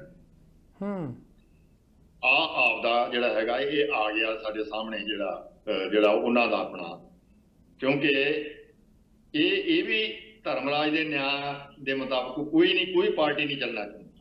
ਧਰਮਰਾਜ ਦਾ ਨਿਆਂ ਕੀ ਹੋਣਾ, ਉਹ ਇਹ ਹੈ ਕਿ ਪੰਜਾਬੀ ਬੋਲਦੇ ਇਲਾਕੇ ਜੀ, ਸੱਚੀ ਮੁੱਚੀ ਪੰਜਾਬੀ ਬੋਲਦੇ ਇਲਾਕੇ, ਲਿੰਗੁਇਸਟਿਕਸ ਦੇ ਆਧਾਰ ਦੇ ਉੱਤੇ, ਲਿੰਗੁਇਸਟ ਦੇ ਜਿਹੜੇ ਮਾਹਰ ਨੇ ਉਹਨਾਂ ਰਾਹੀਂ, ਬੇਸ਼ੱਕ ਉਹਦੇ 'ਚ ਹੁਣ ਵੀ ਹਰਿਆਣੇ ਦਾ ਪੰਜਾਬ ਦੇ ਵਿੱਚ ਕੁਛ ਆਊ। ਜਿਹੜੇ ਕਹੀ ਜਾਂਦੇ ਆ ਨਾ ਕਿ ਤੁਸੀਂ ਰੌਲਾ ਪਾਓ, ਹਰਿਆਣੇ ਵਾਲੇ ਕੱਲ ਅਸੈਂਬਲੀ 'ਚ ਬੋਲਦੇ ਸੀਗੇ ਕਿ ਸਾਡੇ ਹਿੰਦੀ ਬੋਲਦੇ ਇਲਾਕੇ ਦੇ, ਉਹ ਕਿਹੜਾ ਹਿੰਦੀ ਬੋਲਦਾ ਇਲਾਕਾ ਪੰਜਾਬ ਦੇ ਵਿੱਚ? ਹਰਿਆਣੇ ਦਾ ਪੰਜਾਬੀ ਬੋਲਦੇ ਇਲਾਕੇ ਹੈਗੇ ਨੇ, ਰਾਜਸਥਾਨ 'ਚ ਵੀ ਹੈਗੇ ਆ, ਗੰਗਾਨਗਰ ਦੇ ਵਿੱਚ, ਔਰ ਹਿਮਾਚਲ ਦੇ ਵਿੱਚ ਵੀ ਪੰਜਾਬੀ ਬੋਲਦੇ ਇਲਾਕੇ ਹੈਗੇ।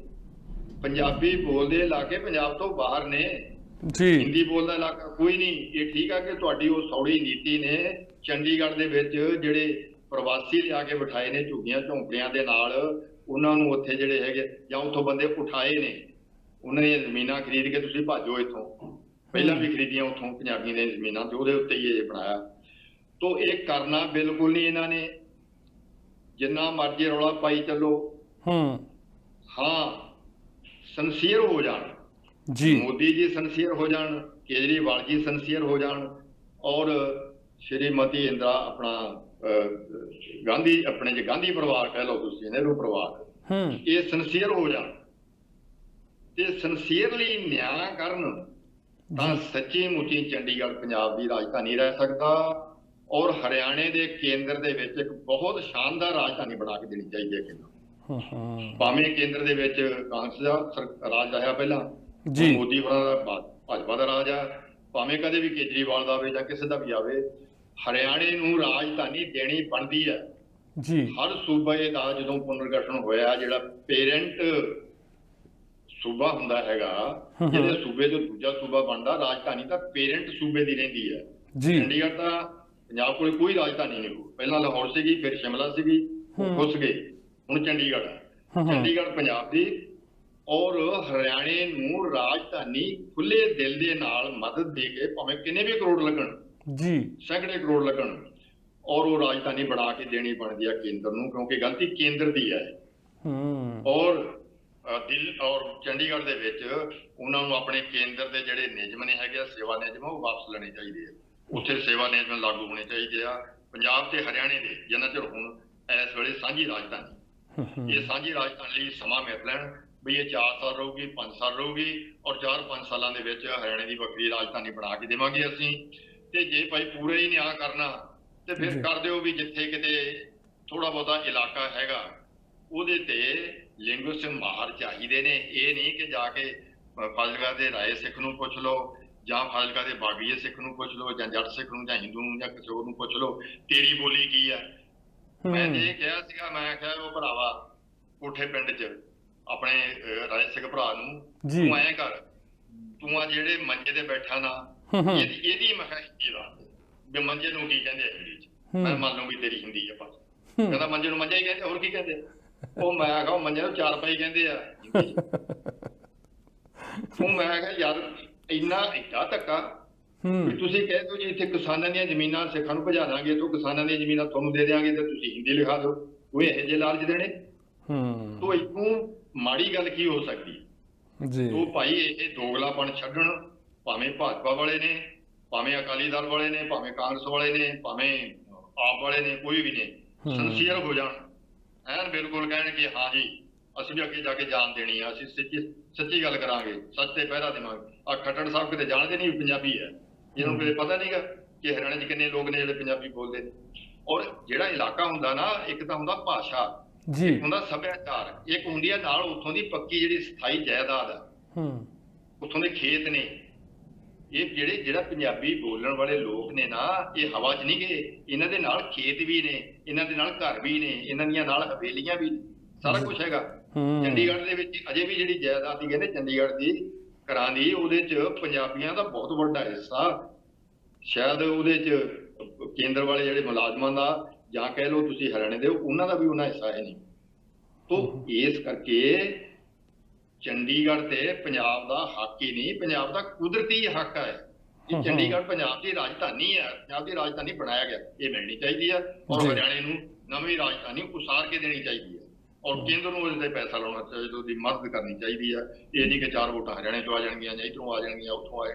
ਮੈਂ ਤੇ ਹੈਰਾਨ ਆ ਯਾਰ, ਅੰਨ ਪਾਣੀ ਖਾ ਕੇ ਪਠਾਨਕੋਟ ਦਾ, ਅੰਨ ਪਾਣੀ ਖਾ ਕੇ ਜਲੰਧਰ, ਲੁਧਿਆਣੇ, ਅੰਮ੍ਰਿਤਸਰ ਦਾ, ਉਹ ਸਾਰਾ ਮਾਤੇ ਦੇ ਖੇਤੀ ਵਾਲੇ ਤੁਹਾਡੇ ਕੋਲੇ ਆ ਕੇ ਦਿੰਦੇ ਆ, ਤੁਹਾਨੂੰ ਦਿੰਦੇ, ਤੁਹਾਨੂੰ ਪੱਖੇ ਹੇਠਾਂ ਬੈਠ ਕੇ ਖਾਓ ਯਾਰ, ਪੱਕੇ ਘਰਾਂ 'ਚ ਰਹੋ। ਅਸੀਂ ਮੁਰਗਾ ਪਾਉਂਦੇ, ਅਸੀਂ ਖੇਤਾਂ 'ਚੋਂ ਸਾਰੀ ਆਮਦਨ ਪੈਦਾ ਕਰਦੇ ਆ, ਅਨਾਜ ਪੈਦਾ ਕਰਦੇ ਆ, ਲਿਆ ਕੇ ਤੁਹਾਨੂੰ ਦਿੰਦੇ ਆ, ਤੁਹਾਡੇ ਤੇ ਲਾਉਣੇ ਆ। ਉਹ ਯਾਰ ਪੰਜਾਬ ਦਾ ਖਾ ਕੇ ਸਾਡੀ ਬੋਲੀ ਪੰਜਾਬੀ ਨਹੀਂ, ਹੈਰਾਨੀ ਦੀ ਗੱਲ ਹੈ ਇਹ। ਮੈਂ ਤੇ ਹੈਰਾਨ ਆ ਉਹ ਬੰਦੇ ਦੇ ਯਾਰ, ਜਾ ਕੇ ਬੋਲਦਾ ਪੰਜਾਬੀ 'ਚ ਬੋਲਦਾ ਇਹ ਪੰਜਾਬੀ। ਇਹ ਬਹੁਤ ਹੀ ਮਾੜੀ ਗੱਲ ਹੈ ਕਿ ਯਾਰ ਆਪਣੀ ਮਾਂ ਬੋਲੀ ਤੋਂ ਮੁੱਕਰ ਜਾਣਾ। ਤੁਹਾਨੂੰ ਮਾਂ ਬੋਲੀ ਨੇ ਕੁਝ ਦਿੱਤਾ ਨੀ ਗਾ, ਜਾਂ ਪੰਜਾਬ ਨੇ ਤੁਹਾਨੂੰ ਦਿੱਤਾ ਨੀ। ਪੰਜਾਬ ਨੇ ਤੁਹਾਨੂੰ ਇਤਿਹਾਸ ਮੈਂ ਵੱਡੇ ਮਹਿਲ ਪਾ ਕੇ ਦਿੱਤੇ ਨੇ, ਤੁਹਾਨੂੰ ਅਮੀਰੀਆਂ ਦਿੱਤੀਆਂ ਨੇ, ਤੁਸੀਂ ਬਹੁਤ ਕੁਝ ਪੰਜਾਬ ਦੇ ਵਿੱਚੋਂ ਲਿਆ ਹੋਇਆ, ਪੰਜਾਬ ਦਾ ਤੁਹਾਡੇ ਕੋਲੇ ਆ, ਕਾਹਦੇ ਵਾਸਤੇ ਤੁਸੀਂ ਛੱਡ ਰਹੇ ਹੋ? ਬਿਲਕੁਲ ਸਹੀ ਗੱਲ, ਬਿਲਕੁਲ ਅੱਜ ਦੀ ਇਹ ਗੱਲਬਾਤ ਆਪਣੀ ਸਮਾਪਤ ਕਰ ਜੀ। ਥੈਂਕ ਯੂ ਵੈਰੀ ਮੱਚ, ਬਹੁਤ ਮਿਹਰਬਾਨੀ ਬਾਪੂ ਜੀ, ਬਹੁਤ ਸੋਹਣੇ ਤਰੀਕੇ ਦੇ ਨਾਲ ਤੁਸੀਂ ਸ਼ੁਰੂ ਤੋਂ ਲੈ ਕੇ ਅਖੀਰ ਤੱਕ ਅੱਜ ਤੱਕ ਦਾ ਜਿਹੜਾ ਇਤਿਹਾਸ ਆ ਉਹ ਦੱਸਿਆ। ਬਹੁਤ ਧੰਨਵਾਦ, ਅਗਲੇ ਮੰਗਲਵਾਰ ਫਿਰ ਗੱਲਬਾਤ ਕਰਾਂਗੇ। ਸ਼ੁਕਰੀਆ ਜੀ। ਸ਼ੁਕਰੀਆ ਜੀ ਸਾਰਿਆਂ ਦਾ। ਬਹੁਤ ਧੰਨਵਾਦ। ਇਹ ਸੀ ਜੀ ਪ੍ਰਿੰਸੀਪਲ ਸਰਵਣ ਸਿੰਘ ਹੁਣੀ। ਸੋ ਸ਼ੁਰੂ ਤੋਂ ਲੈ ਕੇ ਅੱਜ ਤੱਕ ਦਾ ਇਤਿਹਾਸ, ਜਿਹੜੀਆਂ ਗੱਲਾਂ ਬਾਤਾਂ ਅਸੀਂ ਕਰਦੇ ਹਾਂ ਕਿ ਪੰਜਾਬ ਨੂੰ ਚੰਡੀਗੜ੍ਹ ਮਿਲਣਾ ਚਾਹੀਦਾ, ਕੀ ਕੁਝ ਚੱਲਦਾ, ਕਿਸ ਤਰ੍ਹਾਂ ਇਹ ਰਾਜਨੀਤਿਕ ਲੋਕ ਆ, ਇਹਨਾਂ ਨੇ ਆਪਣੀ ਰਾਜਨੀਤੀ ਕੀਤੀ ਆ। ਸੋ ਇਹ ਆਪਣਾ ਅੱਜ ਦਾ ਪ੍ਰੋਗਰਾਮ ਸੀ। ਤੇ ਦੋਸਤੋ, ਹੁਣ ਗੱਲਬਾਤ ਮੈਂ ਪਿਛਲੇ ਕਾਫੀ 3 ਵੀਕ ਤੋਂ ਗੱਲਬਾਤ ਕਰਦਾ ਕਿ ਟੀਮ 4 ਐਂਟਰਟੇਨਮੈਂਟ ਬੜੇ ਅੱਛੇ ਸ਼ੋਅ ਲੈ ਕੇ ਆਏ ਆ ਜੀ। ਪੰਮਾ ਡੁਮੇਵਾਲਾ ਸਾਹਿਬ, ਉਸ ਤੋਂ ਬਾਅਦ ਰਣਜੀਤ ਬਾਵਾ ਜੀ। ਇਸ ਵੀਕਐਂਡ ਤੇ ਆ ਰਿਹਾ ਡਿਊਟ ਕਲਾਕਾਰ ਬਹੁਤ ਹੀ ਵਧੀਆ, ਆਤਮਾ ਬੁੱਢੇਵਾਲ, ਅਮਨ ਰੋਜੀ, ਹਰਪ੍ਰੀਤ ਢਿੱਲੋਂ, ਜੱਸੀ ਕੌਰ। ਸੋ ਬਹੁਤ ਵਧੀਆ ਸ਼ੋਅ ਇਸ ਵੀਕਐਂਡ ਦੇ ਉੱਪਰ ਹੋ ਰਿਹਾ। ਤੇ ਟੀਮ 4 ਐਂਟਰਟੇਨਮੈਂਟ ਨੇ ਕੱਲ ਇੱਕ ਮੀਟ ਐਂਡ ਗ੍ਰੀਟ, ਸੋ ਜਿਹੜੇ ਉਹਨਾਂ ਦੇ ਸਪਾਂਸਰ ਆ, ਕਿਉਂਕਿ ਸਪਾਂਸਰਾਂ ਤੋਂ ਬਿਨਾਂ ਜਿਹੜੇ ਸ਼ੋਅ ਹੁੰਦੇ ਆ ਨਾ ਬੜੇ ਮੁਸ਼ਕਲ ਹੋ ਜਾਂਦੇ ਆ ਕਰਾਉਣੇ। ਸੋ ਆਪਣੇ ਸਪਾਂਸਰਾਂ ਦਾ ਧੰਨਵਾਦ ਕੀਤਾ, ਮੀਡੀਆ ਦਾ ਧੰਨਵਾਦ ਕੀਤਾ। ਤੇ ਕੱਲ ਇੱਕ ਬਹੁਤ ਸੋਹਣਾ ਪ੍ਰੋਗਰਾਮ ਉਲੀਕਿਆ ਗਿਆ ਸੀਗਾ ਜੀ, ਚਾਂਦਨੀ ਵਿਕਟੋਰੀਆ ਦੇ ਵਿੱਚ। ਸੋ ਬਹੁਤ ਹੀ ਵਧੀਆ ਪ੍ਰੋਗਰਾਮ ਸੀਗਾ।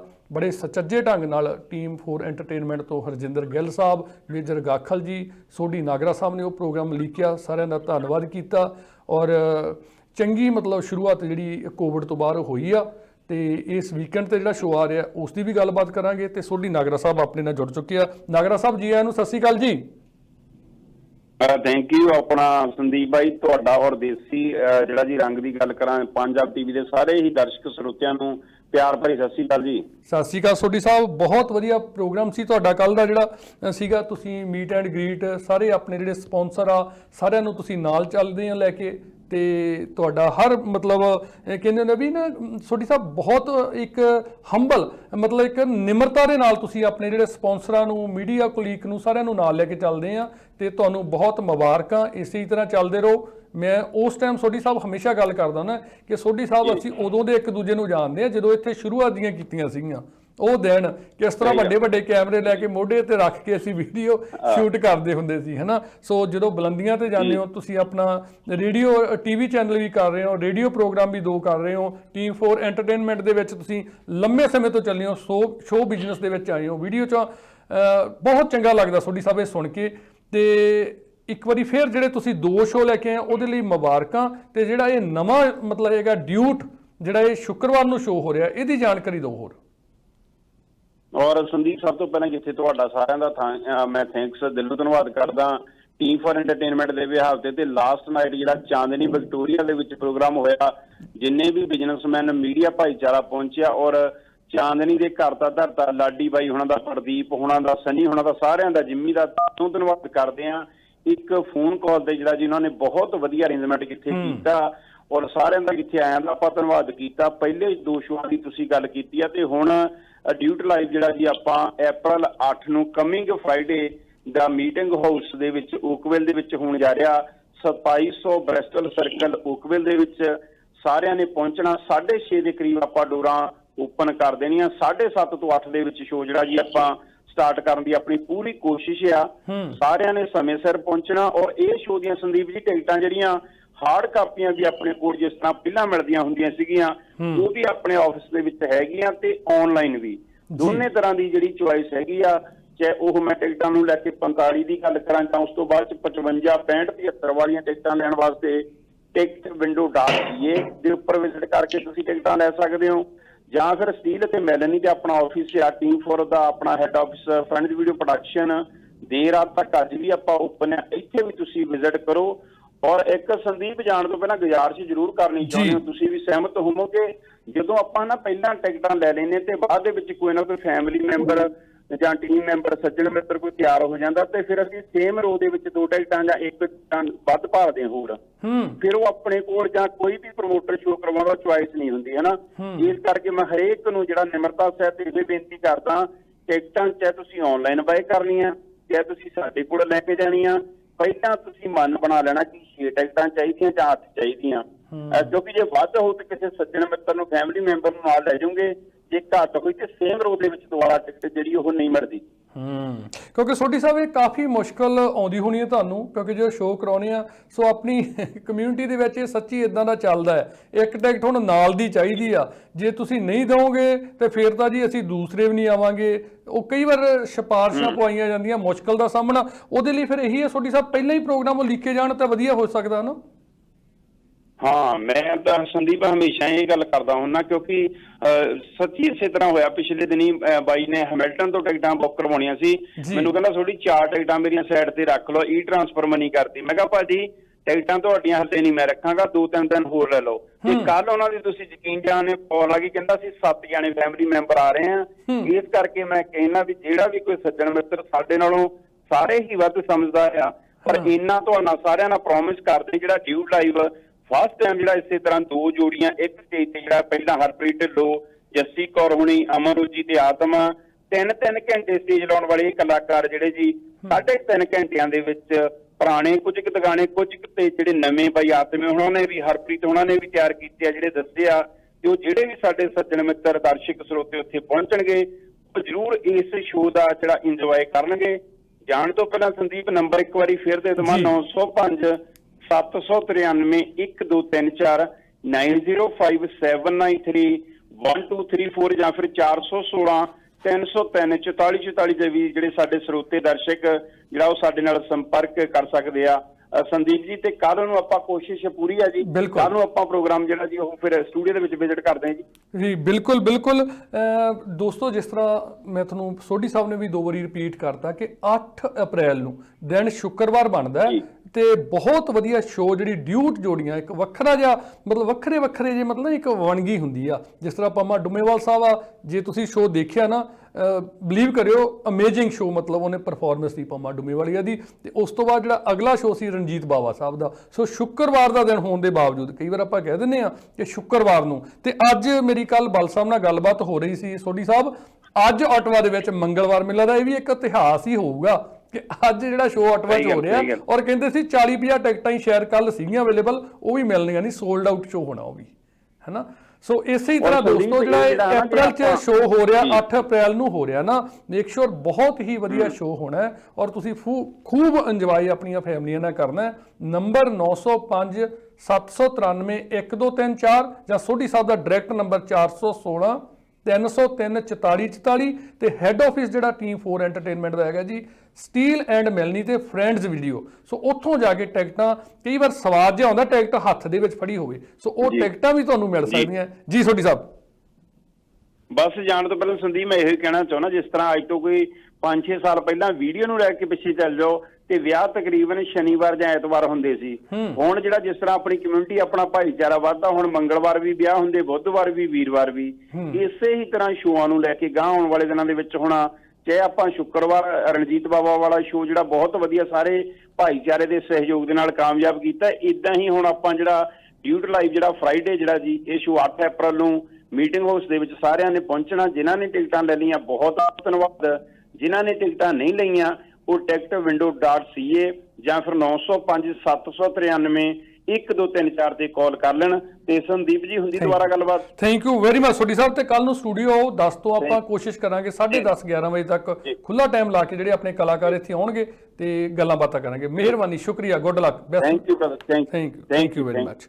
ਸੋ ਇਹ ਸੀ ਜੀ ਸੋਢੀ ਨਾਗਰਾ ਸਾਹਿਬ। ਤੇ ਦੋਸਤੋ ਫਿਰ ਇੱਕ ਵਾਰੀ ਮੈਂ ਦੱਸਦਾ, ਡਿਊਟ ਨਾਈਟ ਜਿਹੜੀ ਹੋ ਰਹੀ ਆ, ਆਤਮਾ ਬੁੱਢੇਵਾਲ, ਅਮਨ ਰੋਜੀ, ਹਰਪ੍ਰੀਤ ਢਿੱਲੋਂ, ਜੱਸੀ ਕੌਰ ਹੁਣਾਂ ਦਾ ਸ਼ੋਅ ਇਸ ਵੀਕਐਂਡ ਤੇ ਨਹੀਂ ਜੀ, ਫਰਾਈਡੇ ਵਾਲੇ ਦਿਨ ਆ ਰਿਹਾ। ਸੋ ਟਿਕਟਾਂ ਲੈਣੀਆਂ 905 793 1234 ਦੇ ਉੱਪਰ ਤੁਸੀਂ ਜ਼ਿਆਦਾ ਜਾਣਕਾਰੀ ਲਈ ਗੱਲਬਾਤ ਕਰ ਸਕਦੇ ਹੋ। ਸੋ ਇਹ ਸੀ ਅੱਜ ਦਾ ਸਾਡਾ ਪ੍ਰੋਗਰਾਮ। ਕੋਈ ਸ਼ਬਦਾਂ ਦੇ ਚੋਣ ਵਿੱਚ ਇੱਧਰ ਉੱਧਰ ਹੋ ਜਾਂਦਾ, ਉਹਦੇ ਲਈ ਮਾਫੀ। ਪ੍ਰੋਗਰਾਮ ਤੋਂ ਬਾਅਦ ਮੇਰੇ ਨੰਬਰ ਸਕਰੀਨ ਤੇ ਆ ਰਿਹਾ ਜੀ, 647 294 4948। ਰੀਅਲ ਸਟੇਟ ਦੇ ਵਿੱਚ ਤੁਹਾਨੂੰ ਕਾਫੀ ਸਾਡੇ ਕੋਲੇ ਅਸਾਈਨਮੈਂਟ ਤੇ ਕੁਝ ਪ੍ਰੋਪਰਟੀਜ਼ ਹੈਗੀਆਂ, ਉਹ ਤੁਸੀਂ ਖਰੀਦਣੀਆਂ। ਤੇ ਇੱਕ ਸਾਡੇ ਕੋਲੇ ਸੈਮੀ ਡਿਟੈਚ, ਫਸਟ ਟਾਈਮ ਤੁਸੀਂ ਘਰ ਬਾਈ ਕਰਨਾ ਨਾ, ਬਹੁਤ ਵਧੀਆ ਤੁਹਾਡੇ ਲਈ ਹੋ ਸਕਦਾ। ਸਾਈਡ ਤੇ ਬੇਸਮੈਂਟ ਬਣੀ ਆ, ਕੁਝ ਤੁਹਾਨੂੰ ਇਨਕਮ ਵੀ ਆ ਸਕਦੀ ਆ। ਲੋਟ ਸਾਈਜ਼ ਬੜਾ ਸੋਹਣਾ ਹੈ, ਰਹਿਣ ਲਈ ਬਹੁਤ ਵਧੀਆ ਫਸਟ ਟਾਈਮ।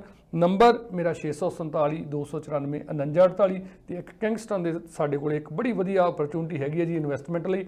ਇੰਡਸਟਰੀਅਲ ਕਮਰਸ਼ੀਅਲ ਦੇ ਵਿੱਚ ਤੁਸੀਂ ਇਨਵੈਸਟਮੈਂਟ ਕਰਨਾ ਤਾਂ ਵੀ ਤੁਸੀਂ ਮੇਰੇ ਨਾਲ ਗੱਲਬਾਤ ਕਰ ਸਕਦੇ ਹੋ। ਪ੍ਰੋਗਰਾਮ ਦੇਖਣ ਲਈ, ਸੁਣਨ ਲਈ ਤੁਹਾਡਾ ਸਾਰਿਆਂ ਦਾ ਬਹੁਤ ਧੰਨਵਾਦ। ਸਤਿ ਸ਼੍ਰੀ ਅਕਾਲ ਜੀ।